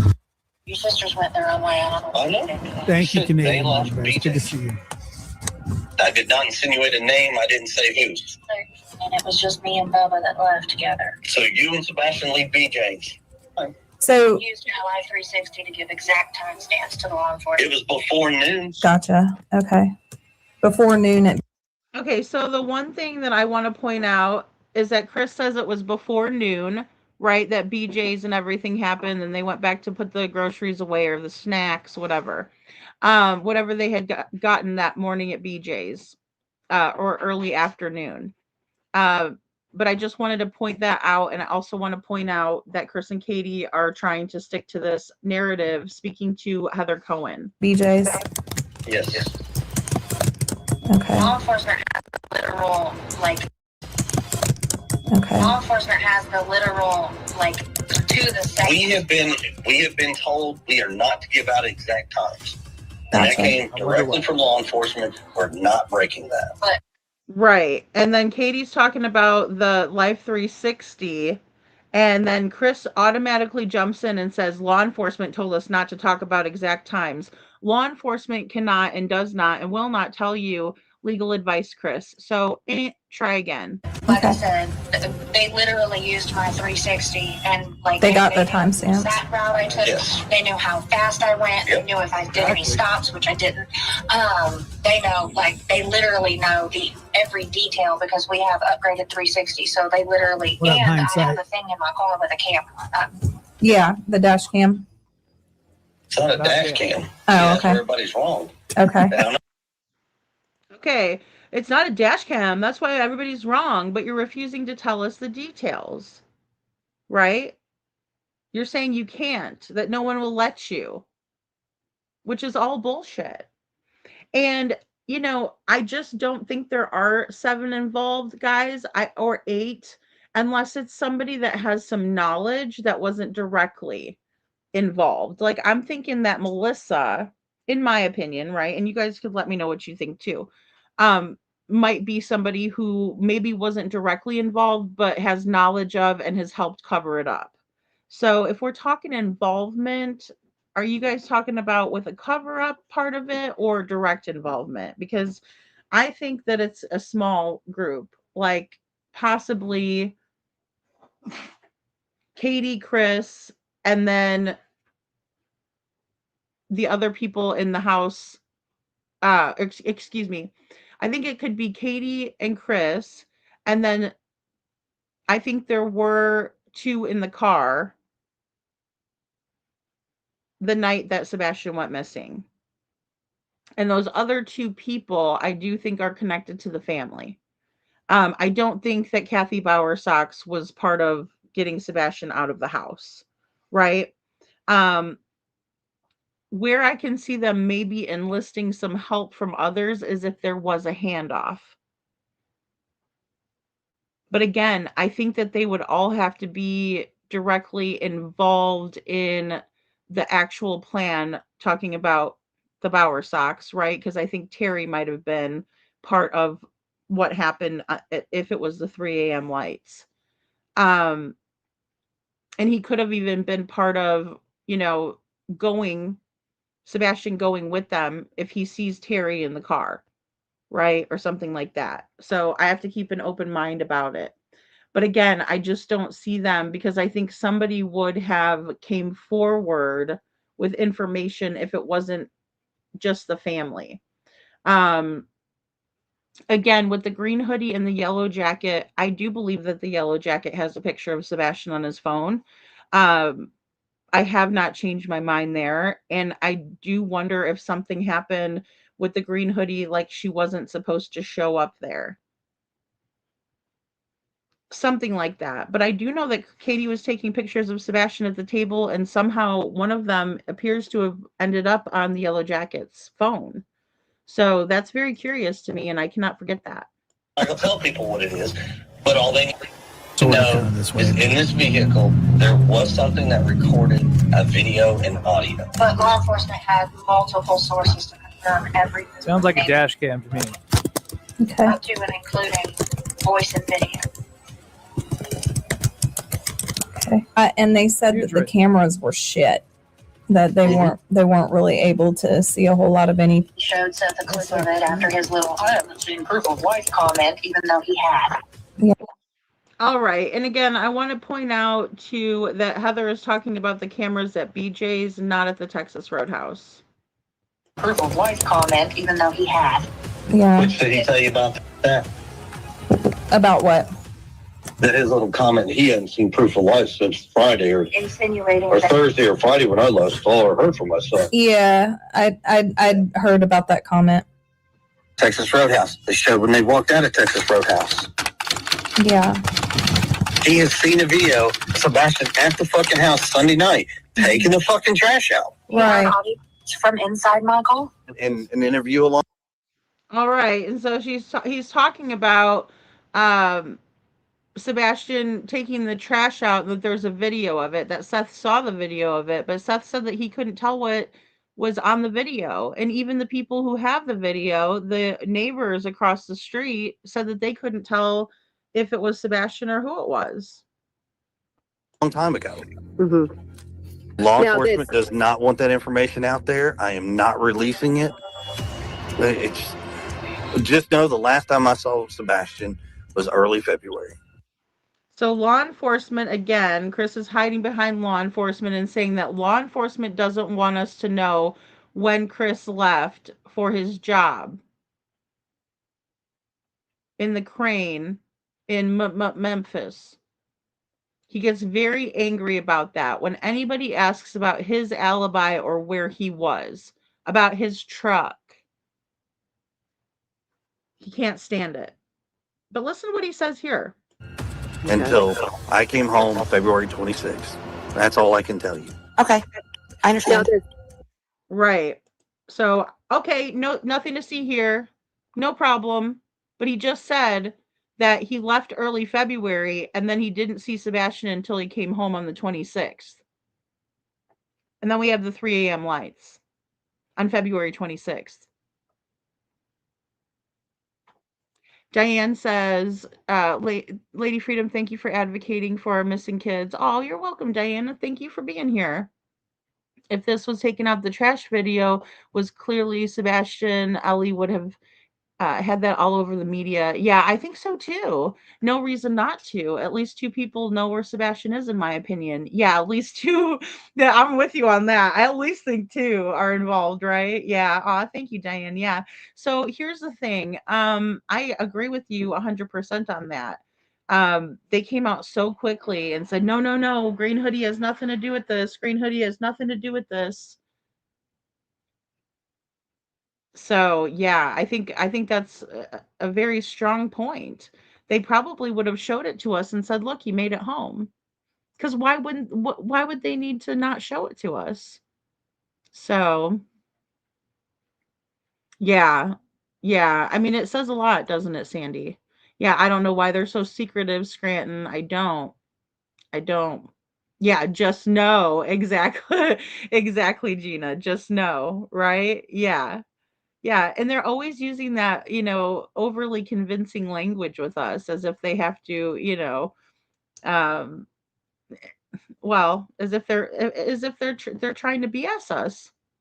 So here we go. We'll just listen to that little piece again. Until I came home February 26th. That's all I can tell you. Okay, I understand. Now, this green hoodie guy, do you know anything about that? And can Katie explain, or can you explain why this gentleman was next to the car? What that actual, what was happening in that footage? Is that footage correct? What I can tell you about that is law enforcement has talked to Katie. They've she's been able to answer all their questions. And once again, there is nothing to that situation. I mean, law enforcement even put out a statement. There's nothing. Did Ellie tell us who the green hoodie person is? You don't have to say if you can't. They did not tell us who the green hoodie person was, but we are 100% confident that they made contact with this person and that person is not affiliated with this situation, as per their statement. They went as far as showing me the body cam that they had made contact with the individual. So there's body cam footage, but they don't show the individual's face. They did not show me their face, and they did not tell me their name because they don't want the individual harassed. But they did make contact. Makes no sense. And it is definitely nobody I know. All right. Okay. I think it might be Conan. I don't know what's up with At Night, Sandy. They're like, well, we stand with Sumner County. I don't know. That's weird. And then they went the next day. Nick was in a chat saying that basically that neither one, the green hoodie or the yellow jacket, had been cleared by At Night or whoever. So I know it's maddening. It's maddening, you know? Yeah, it is BS on CP's part. I agree, Dan. I do. Based on the pattern of behavior, Faye says, and who got involved with Nina's hunt, the same people took part in this mission too, in my opinion. I think so too, Faye. I think it goes back to the same group, the same core group of individuals. I really do. I think that they have means, motive, and opportunity. And so they're always going to be at the top of my list. I don't see why they aren't on law enforcement's, even though if they were, they wouldn't tell us, in my opinion.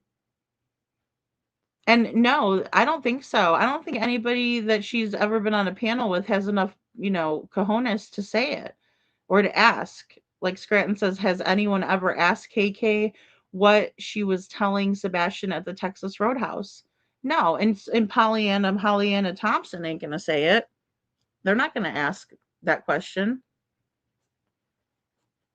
Nope. Because they'd shut the interview down. Katie would turn bright red and they'd shut it down. Hey, Cinderella. I don't know why they don't want to help him. I really don't. Why didn't you have decent clothes for the school pics at Sebastian's own home? That says a lot, you fools. I know, it sure does. It sure does, Gina. And especially because that was important to him. He does, Lisa. He's got like a big wave, baby girl.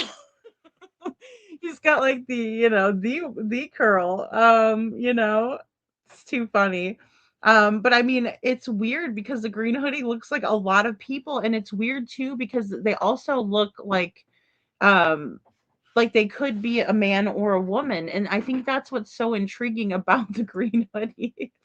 Valley Gal.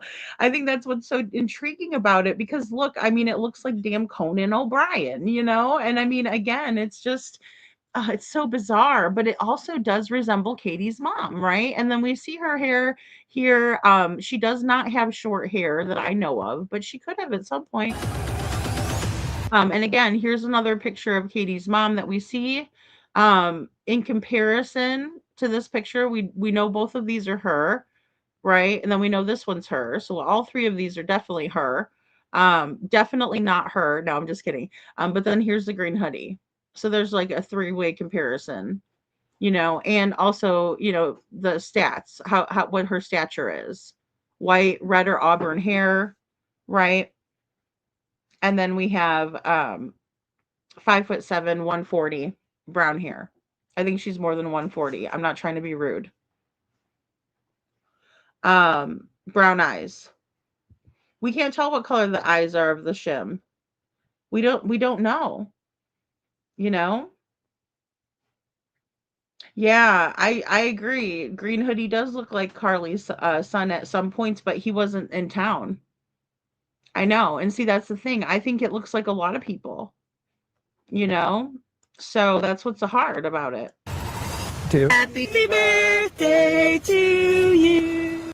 And then I think her thighs are too thick to have been a match for the green hoodie also. And I think she does have more weight on her, in my opinion.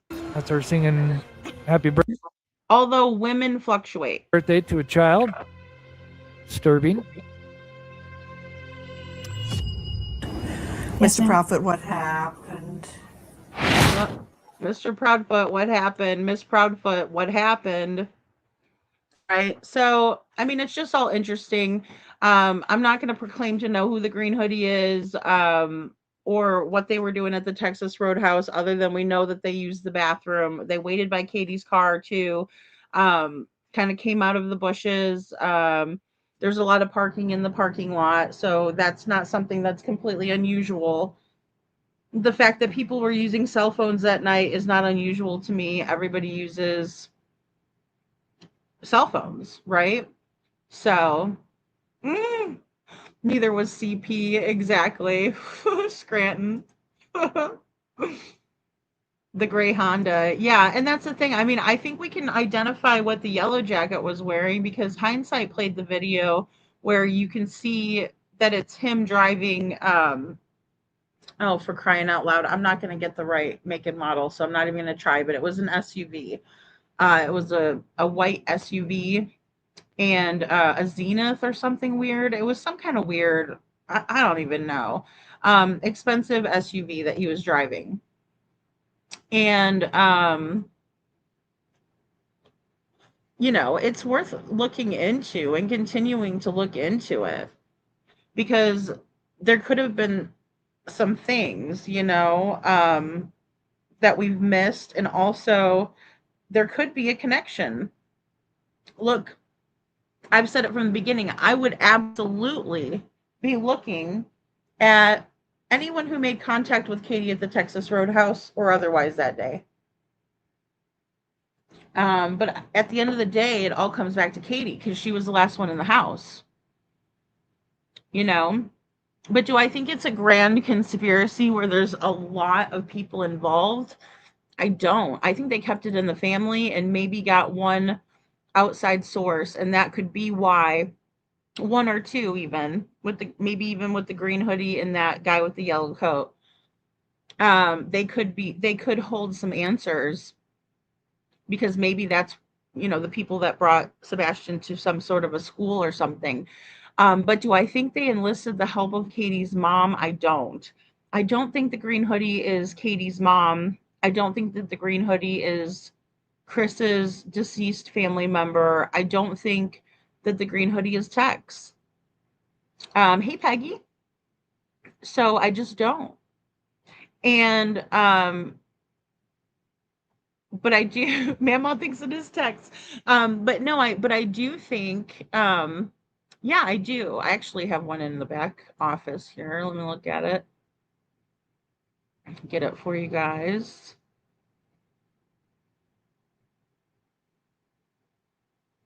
Okay, this is the one that I did a comparison on for Tex. So that's Tex on either side, and then the middle ones are the photos from at night that are stills that were taken.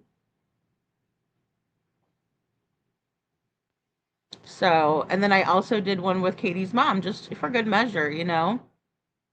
And here's another picture of her. And again, her hair does look at some angles light, but then red. But the green hoodies looks like it's more red than Katie's mom's. But, you know, people can also dye their hair, you know. I think she's too short, Cinderella. She's short. I know she probably looks a little taller here, but she's short. That's what made me think that it wasn't her after I was researching and doing the bricks, counting the bricks out, looking at how tall Green Hoodie was in relation to the bricks, right? And in relation to where Sebastian was standing, because we know he's 5'5". The Green Hoodie was a little taller than Sebastian. Texana is shorter than Sebastian. So, and we were even measuring the booth sizes because, you know, it's a franchise. They have them all across the board. So, no, not to my knowledge, Deanna, no. Yeah, she did get a kick out of us, I think, Holly. And we were able to, you know, dispel some rumors. So that was a good thing, right? I mean, we got to research this stuff and fact check and, you know, do our due diligence. So I was happy to assist there and, you know, but again, you know, I understand where people are going to say that looks like Tex or this looks like, you know, Katie's mom. I totally get it because we're trying to figure out who it is.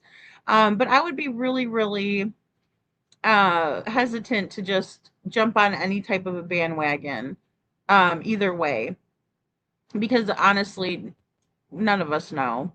Right. And then I even think it looks like Conan big time, especially from afar. But see, from afar, it looks more like a man's image than it does a woman's, in my opinion. And I'm not trying to throw shade at anybody, right? But it just does appear that way, in my opinion.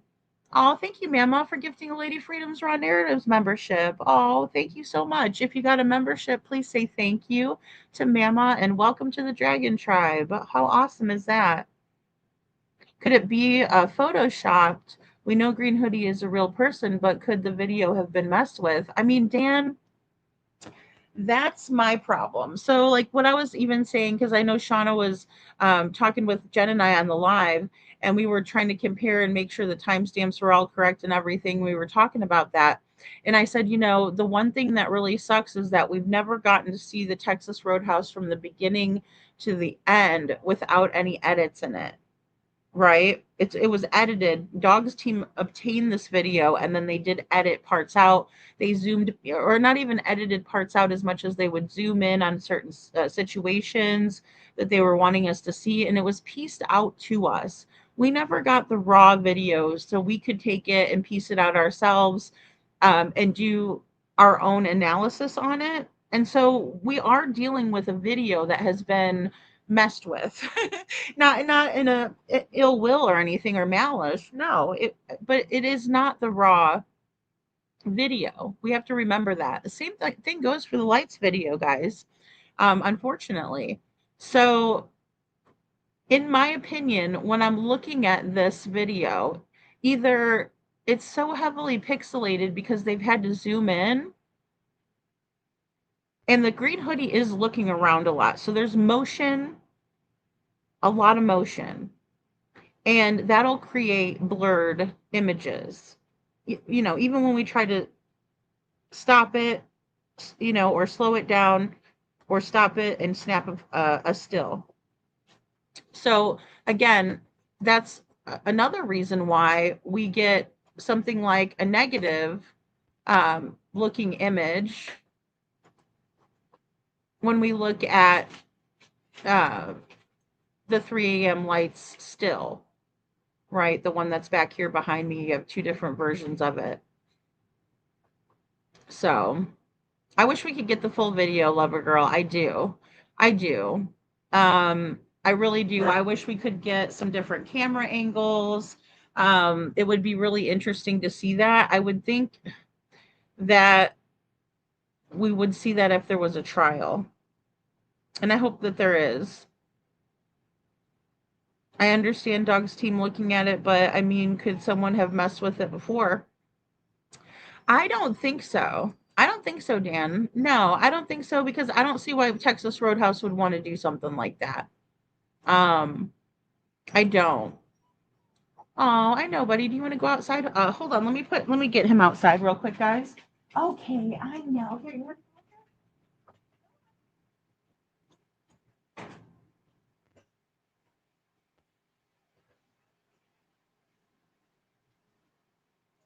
All right, sorry. He want to go outside. So yeah, I mean, you know, that's the part that's very difficult. And again, like I said, when you're zooming in on images, it's so hard to see, you know, because it's so heavily pixelated. I would like to just have a photo of the green hoodie that we could actually see some facial features on. Because again, that's what makes it more difficult to identify who we're seeing and who we're looking at. And again, law enforcement said that they told Seth that they didn't want the green hoodie's identity revealed because they didn't want this person to get harassed, or they didn't want people going after them and asking them a bunch of questions, because they said that they already identified that she had nothing to do with, and they did call her a lady, with Sebastian's disappearance. But it all is very curious because of the way it was handled, in my opinion. Them not going up to the police station to gather this, them not going up to the Texas Roadhouse to gather this information. Chris and Katie not being pulled down to the police station right away. Same goes for Seth. They didn't do a proper investigation here, guys. They were operating under the assumption that Sebastian walked off, and they'll never admit that either. Gina says maybe the green hoodie wasn't involved, but Sebastian was not supposed to see the interaction that caused things to spiral, in my opinion. And, you know, maybe there was like some sort of a handoff. I just think it's so weird that they would do that all in front of the cameras, too. But I mean, maybe there was like a sedative exchanged, or not even exchanged, but given to Katie, perhaps. I've always kind of thought that too, but there was definitely some sort of there was definitely an interaction, and then there was some sort of a commotion after, and it was noticed by everybody there. And Sebastian was, it's hard to tell if he was making a connection because he knew that person, or if it was just something where his spidey senses went off, right? Because he's definitely watching, you know, but he's like that with Katie. Because even when Katie was looking over to the side, right, of the restaurant, let me pull up this background, and she's doing that weird thing where she's looking around, but she's looking the other direction. Sebastian notices it as he's walking up to the table when he comes back from the bathroom, and when he sits down, he looks in the same direction as his mom's looking, right? Because he's intuitive of what she's doing. And so there wasn't any sort of anything to that, you know, he didn't know anybody over there. Maybe Katie did, but he was checking out to see, and he was doing the same thing with the green hoodie. He didn't wave, he didn't say hello, he didn't say a word. He just stared at him. And as he was walking, his gaze didn't break from his mom and the green hoodie. He was watching them like a hawk. So I know, it just seems like they don't care. I know, exactly. I know, Holly, and I know. I know. It's hard to trust them. Well, because they've come out and said so much. And even this TBI narrative versus the actual night that Sebastian went missing. They never really, in my opinion, ever wanted us to see the Texas Roadhouse footage. Otherwise, they would have released it to us themselves. You know, so that to me is also beyond keeping it close to the vest, because they're actually hiding information that could be helpful in finding Sebastian. So, Dan, that's because the TBI originally put that picture out to begin with, trying to make us think that that was Katie and Sebastian that night, when in reality, it wasn't. So they've lied to us since day one. And I think that's why we don't trust them. You know, I don't trust law enforcement that lies to me. If law enforcement is being truthful with me, then I'm going to trust them more than they're being dishonest. Hey, Crazy Bird. So, yeah, it's wild. Yeah, it's wild. And, you know, it's not the same night. It's not the same night. Yeah. So, I hope you feel better, Crazy Bird, too. So, you know, there's just a lot to consider when it comes to Sebastian's case. A lot of things to remember, because a lot of it's gotten very convoluted. You know, and we have a lot of information that simply isn't true, that's been manufactured. You're welcome, Crazy Bird. I'm glad you're here. You know, just because they wanted to stick to the story, right? Look, they even wanted Seth to stick to the story. They were mad at him when they wouldn't. They were trying to trick him and say, let's make a pact. Let's stay united. They came to the Vigil and threatened him, in my opinion. You better tell everybody we're working together now. And then they take off to the bike shop. And they take out there. They don't even come back to see the Vigil or to get the honorary award from FFA. Because they don't care. You don't look for something when you already know where it is. You don't look for someone when you already know where they are. Period. That's it. And it all comes back to Katie. And for whatever reason, the TBI, Sumner County Sheriff's Office, have all been hiding information for these two scoundrels, in my opinion. And how they're doing it is putting out a different picture from a different time of the Texas Roadhouse and trying to pass it off to us as if it was that night. And then fast forward all the way to December, almost a year into Sebastian's disappearance, we get to see what he was really wearing that night. We get to see what Katie really looked like that night. We notice she's wearing an iWatch. We notice that she's fiddling around taking pictures of Sebastian with her phone when he's not looking. We're noticing that Katie is talking to Sebastian and telling him something, and it's making him extremely nervous, and it looks like they're not having a great conversation. We see Sebastian come up to the table and point at the game and ask if he can play it, and Katie flings the menu across the table at him. We see Sebastian go to grab a roll from the basket, and Katie damn near slaps his hand before he gets to the roll, and he pulls it back like it was something he was doing wrong when all he wanted to do is eat a roll.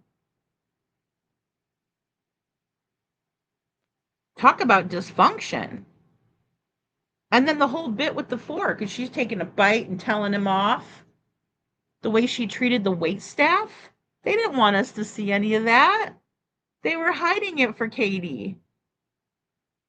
For her entitled country bumpkin wannabe ass, in my opinion. Right? Because that's what they did. Hey, Narita.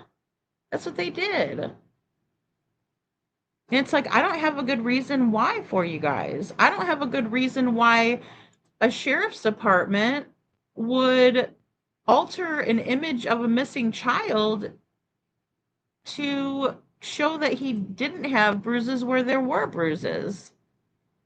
Because here we have, let me get rid of my banner really quick just so you guys could see this background better. But right here we have the bruises on Sebastian's neck and the TBI stamp of approval. But then Sumner County Sheriff's Office takes the photo, takes the background out of it, right? Cuts out the photo of Sebastian, and then slaps the Sumner County Sheriff's logo on it with a big "Have you seen me?" right over his bruise on his neck. Why would they do something like that? What skin do they have in the game? It makes you wonder. Yeah, possibly, Holly. I think that's a big one. I think Katie was accusing Sebastian of something terrible that he did not do, and we know that they were going on the hate channels talking a lot of crap about Sebastian, and that he wasn't, that they didn't want him around Faith. And if you guys knew, there was also a clip where, and I heard it, I just don't remember where I heard it, but well, of course it was Chris, because he talks mostly. Chris was telling everyone, if you knew who Sebastian really was, you wouldn't want to look for him. They were absolutely blaming Sebastian and setting him up, and then they started doing it to Seth when everybody was giving Seth support. Then they started on Tony because Tony was the spokesperson. Then they went after all of the YouTubers. I wasn't the only YouTuber, right? There was way bigger ones out there that they were going after. Justin the Nick of Time was one of them. Or Justin from TikTok. Joe Petito and the Gabby Petito Foundation.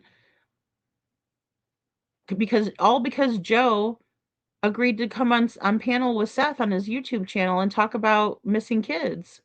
Talk about Sebastian. Talk about Gabby.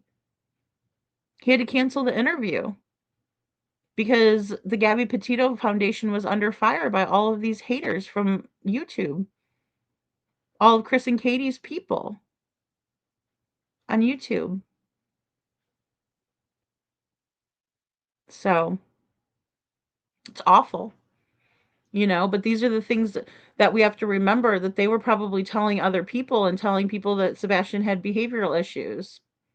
We also heard Mr. Proudfoot tell Nerdy Addict that Sebastian was being inappropriate with one of his aides that was supposed to be walking him to and from class, even though we never heard that he even had somebody that was walking him to and from class. Right? And that she was the girlfriend of one of the kids in the neighborhood, happened to be Bobby's son. All kinds of things. Oh, you heard a noise in his room, Katie? Did you go check on him? Well, no, because, you can imagine why a mother wouldn't want to check on a 15-year-old. Not really. I'm going to need more of an explanation, please. Right, but we never get one because Katie just turns red, and then Chris comes to the rescue because he knows he's in it just as much as she is. Just as much involvement, as she has, in my opinion, if not more. If not more. And I do think that he enlisted his family members, the same ones that went after Nina, to do it. And I think that this little innocent act by Katie is just that. Because there was a long time where I thought she wouldn't be able to do anything to facilitate even Sebastian going missing. I thought maybe even there could have been an accident. I don't think that way anymore. Yeah, very twisted. Very twisted. Yeah. Yeah, Valley. And it's not only sad for Sebastian, but it's sad that the law enforcement has allowed for these two knuckleheads to make them look like they're incompetent or like they have involvement themselves. Because I mean, why else would they do things like what I just put on the background here or run with this TBI narrative versus the reality of the situation? Why would the police think that this is normal? Right? Seth is out there holding out signs, begging for answers, while Chris and Katie are playing around on a podcast and going to a reptile show, making fun of Seth. Why would they ever be okay with that? It just doesn't make sense. And then again, it makes them look very corrupt. Very corrupt. So, and it makes it look like they've got like Sheriff Craddock has involvement, that he's trying to hide things for him. For the Proud Feet, and then not only that, Agent Simmons with the TBI, because I'm guessing that he had a part in putting all of that false information on the out in the beginning. I have to think that, because he was the one that was on the case, wasn't he? And correct me if I'm wrong, but it was Bobby Simmons. And he couldn't even be bothered to speak at the press conference. He sent old Susan Nyland up there.